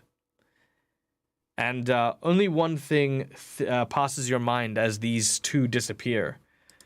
It's a good thing you didn't have to fight them. It's a good thing that all of this kind of resolved itself in the end. And despite everything, you might have just had the devil's luck with you the whole time. And that is where we're going to end Yay. today's game. Woo! Yay! All right. Yeah, that was awesome. Hope you guys had a great time. We did. That was Yeah. awesome. It was. Yeah. The next one shot is trying to get the stuff up to Rock Room's clan. Awesome. All right, guys. Also, real quick, so we're gonna do our quick shout outs as well. So let us give a quick thanks to, of course, our sponsors, Hero Forge, for the wonderful artworks that you see over on the screen. Guys, if you want to have art like this, and if you want to have them 3D printed, go over to HeroForge.com. There is a sale on right now. You type in Loot Drop in the in your checkout box for a 5% discount on your next Hero Forge purchase, available during Black Friday weekend. We have, of course, Fantasy Grounds to thank for all of the cool VTT stuff. And if you like the maps, consider subscribing to one of the patrons of the maps that I enjoy. Neutral Party is probably my biggest one that I use, and these are neutral party maps. But I'm also a huge fan of 2-minute tabletops, which I use for a lot of the normal Friday Pathfinder 2nd Edition games. Eightfold Tabletop I use for a lot of my special event stuff. And North of Dust Games is what we use for Dragon Kitchen. So if you want to go check these guys out, check those guys out. And lastly, Sirenscape for the wonderful soundtracks that we have had throughout the course of the game. It has been absolutely awesome getting to use them. Consider getting it for your own table to make everything sound epic and amazing and awesome. And of course, a thank you to you guys for all of the kind donations and all of your support. Guys, as you can see down there, we have beaten the travel to the US donation mark, which is awesome. So I will be going to the US in May next year. We have been already making steady ways towards me cosplaying. So this is my first cosplay. I've never done cosplay before. And I'm going to be getting a costume for one of my iconic characters to be wearing around Evermore Park. At least that's what I'm trying to save up for next. So if you want to help out with that, all proceeds go into that. So there you go. Where am I going to be in the US? I'm going to be in... so let me share this link actually super quick. Sorry, we're a little bit over time, so I'm going to try and just speed through this. So we are going to the Convergence next year in the first week of May in Utah at Evermore Park. That is where we're going to be. I am a member of the Tavern Guard over on Quincy's Tavern. We play lots of games, and we're going to be doing a live show there with everyone. And when I say everyone, I mean like freaking everyone's going to be there. Not only Quincy, myself. I think the guys from Perception Studios are also going to be going as well. We've also got like a ton of TikTokers going there as well, including, of course, Duke from One Shot Questers will be there. Amy Vorpal's going to be there. Yeah, it is just nuts. The actual guest list is just insane. Gabe Hicks is going to be there. The guys from Smoking Barrel are going to be there as well. That Great Gentleman, who's a dear friend of ours, is going to be there as well. Arcane Anthems, Dice Cream Sandwich, Tim Woods, if you know Tim Woods. Yeah, everyone. So many people. Holy crap. There's just... Yeah, literally everyone. Holy crap. Yeah. It's probably would be one of the biggest, like celebrity meetups, you know, outside of Gen Con that I've ever, you know, experienced. So, yeah, there you go. Utah's only 800 miles away. Look, are you going to complain about distance? Really? With me? Dude, I'm going to be on a plane for like 32 hours, which is, wrap your mind around that. 32 hours, I'm going to be on a plane. It's nuts. But yeah, anyway, I'm going to go there, and we're going to be there. We're going to do things, and I want to be dressed up. So, yeah, there it is. That's the Dad gets to dress up button. All right, we're done. Thank you to my players. Thank you to you. We hope that you guys enjoyed the show. We are going to go and raid. You should do immersion diversion. Immersion diversion? What? No. Yeah. Why should I raid him? He didn't show up. Jerk. But he's like, I promised him. You promised him? Oh, well, I'm sorry. I didn't realize it was your channel.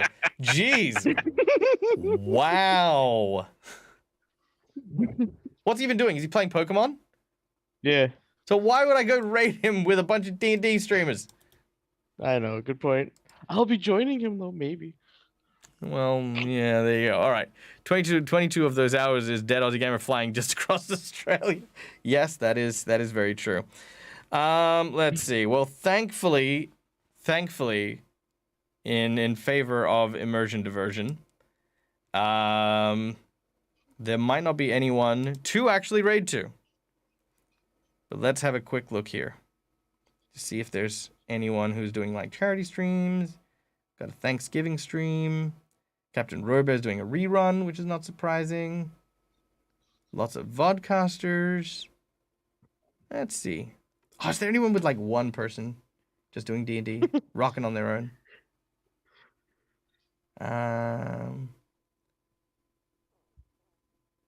Let's see. Oh, there's so many people speaking German.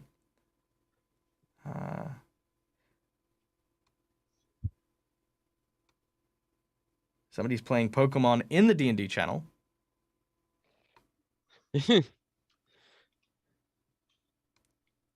All right. You know what? There is a really cute little stream here, Adventures in Felmora. It's a 3-part thing. Let's have a look. Let's see how you guys doing. Say, say.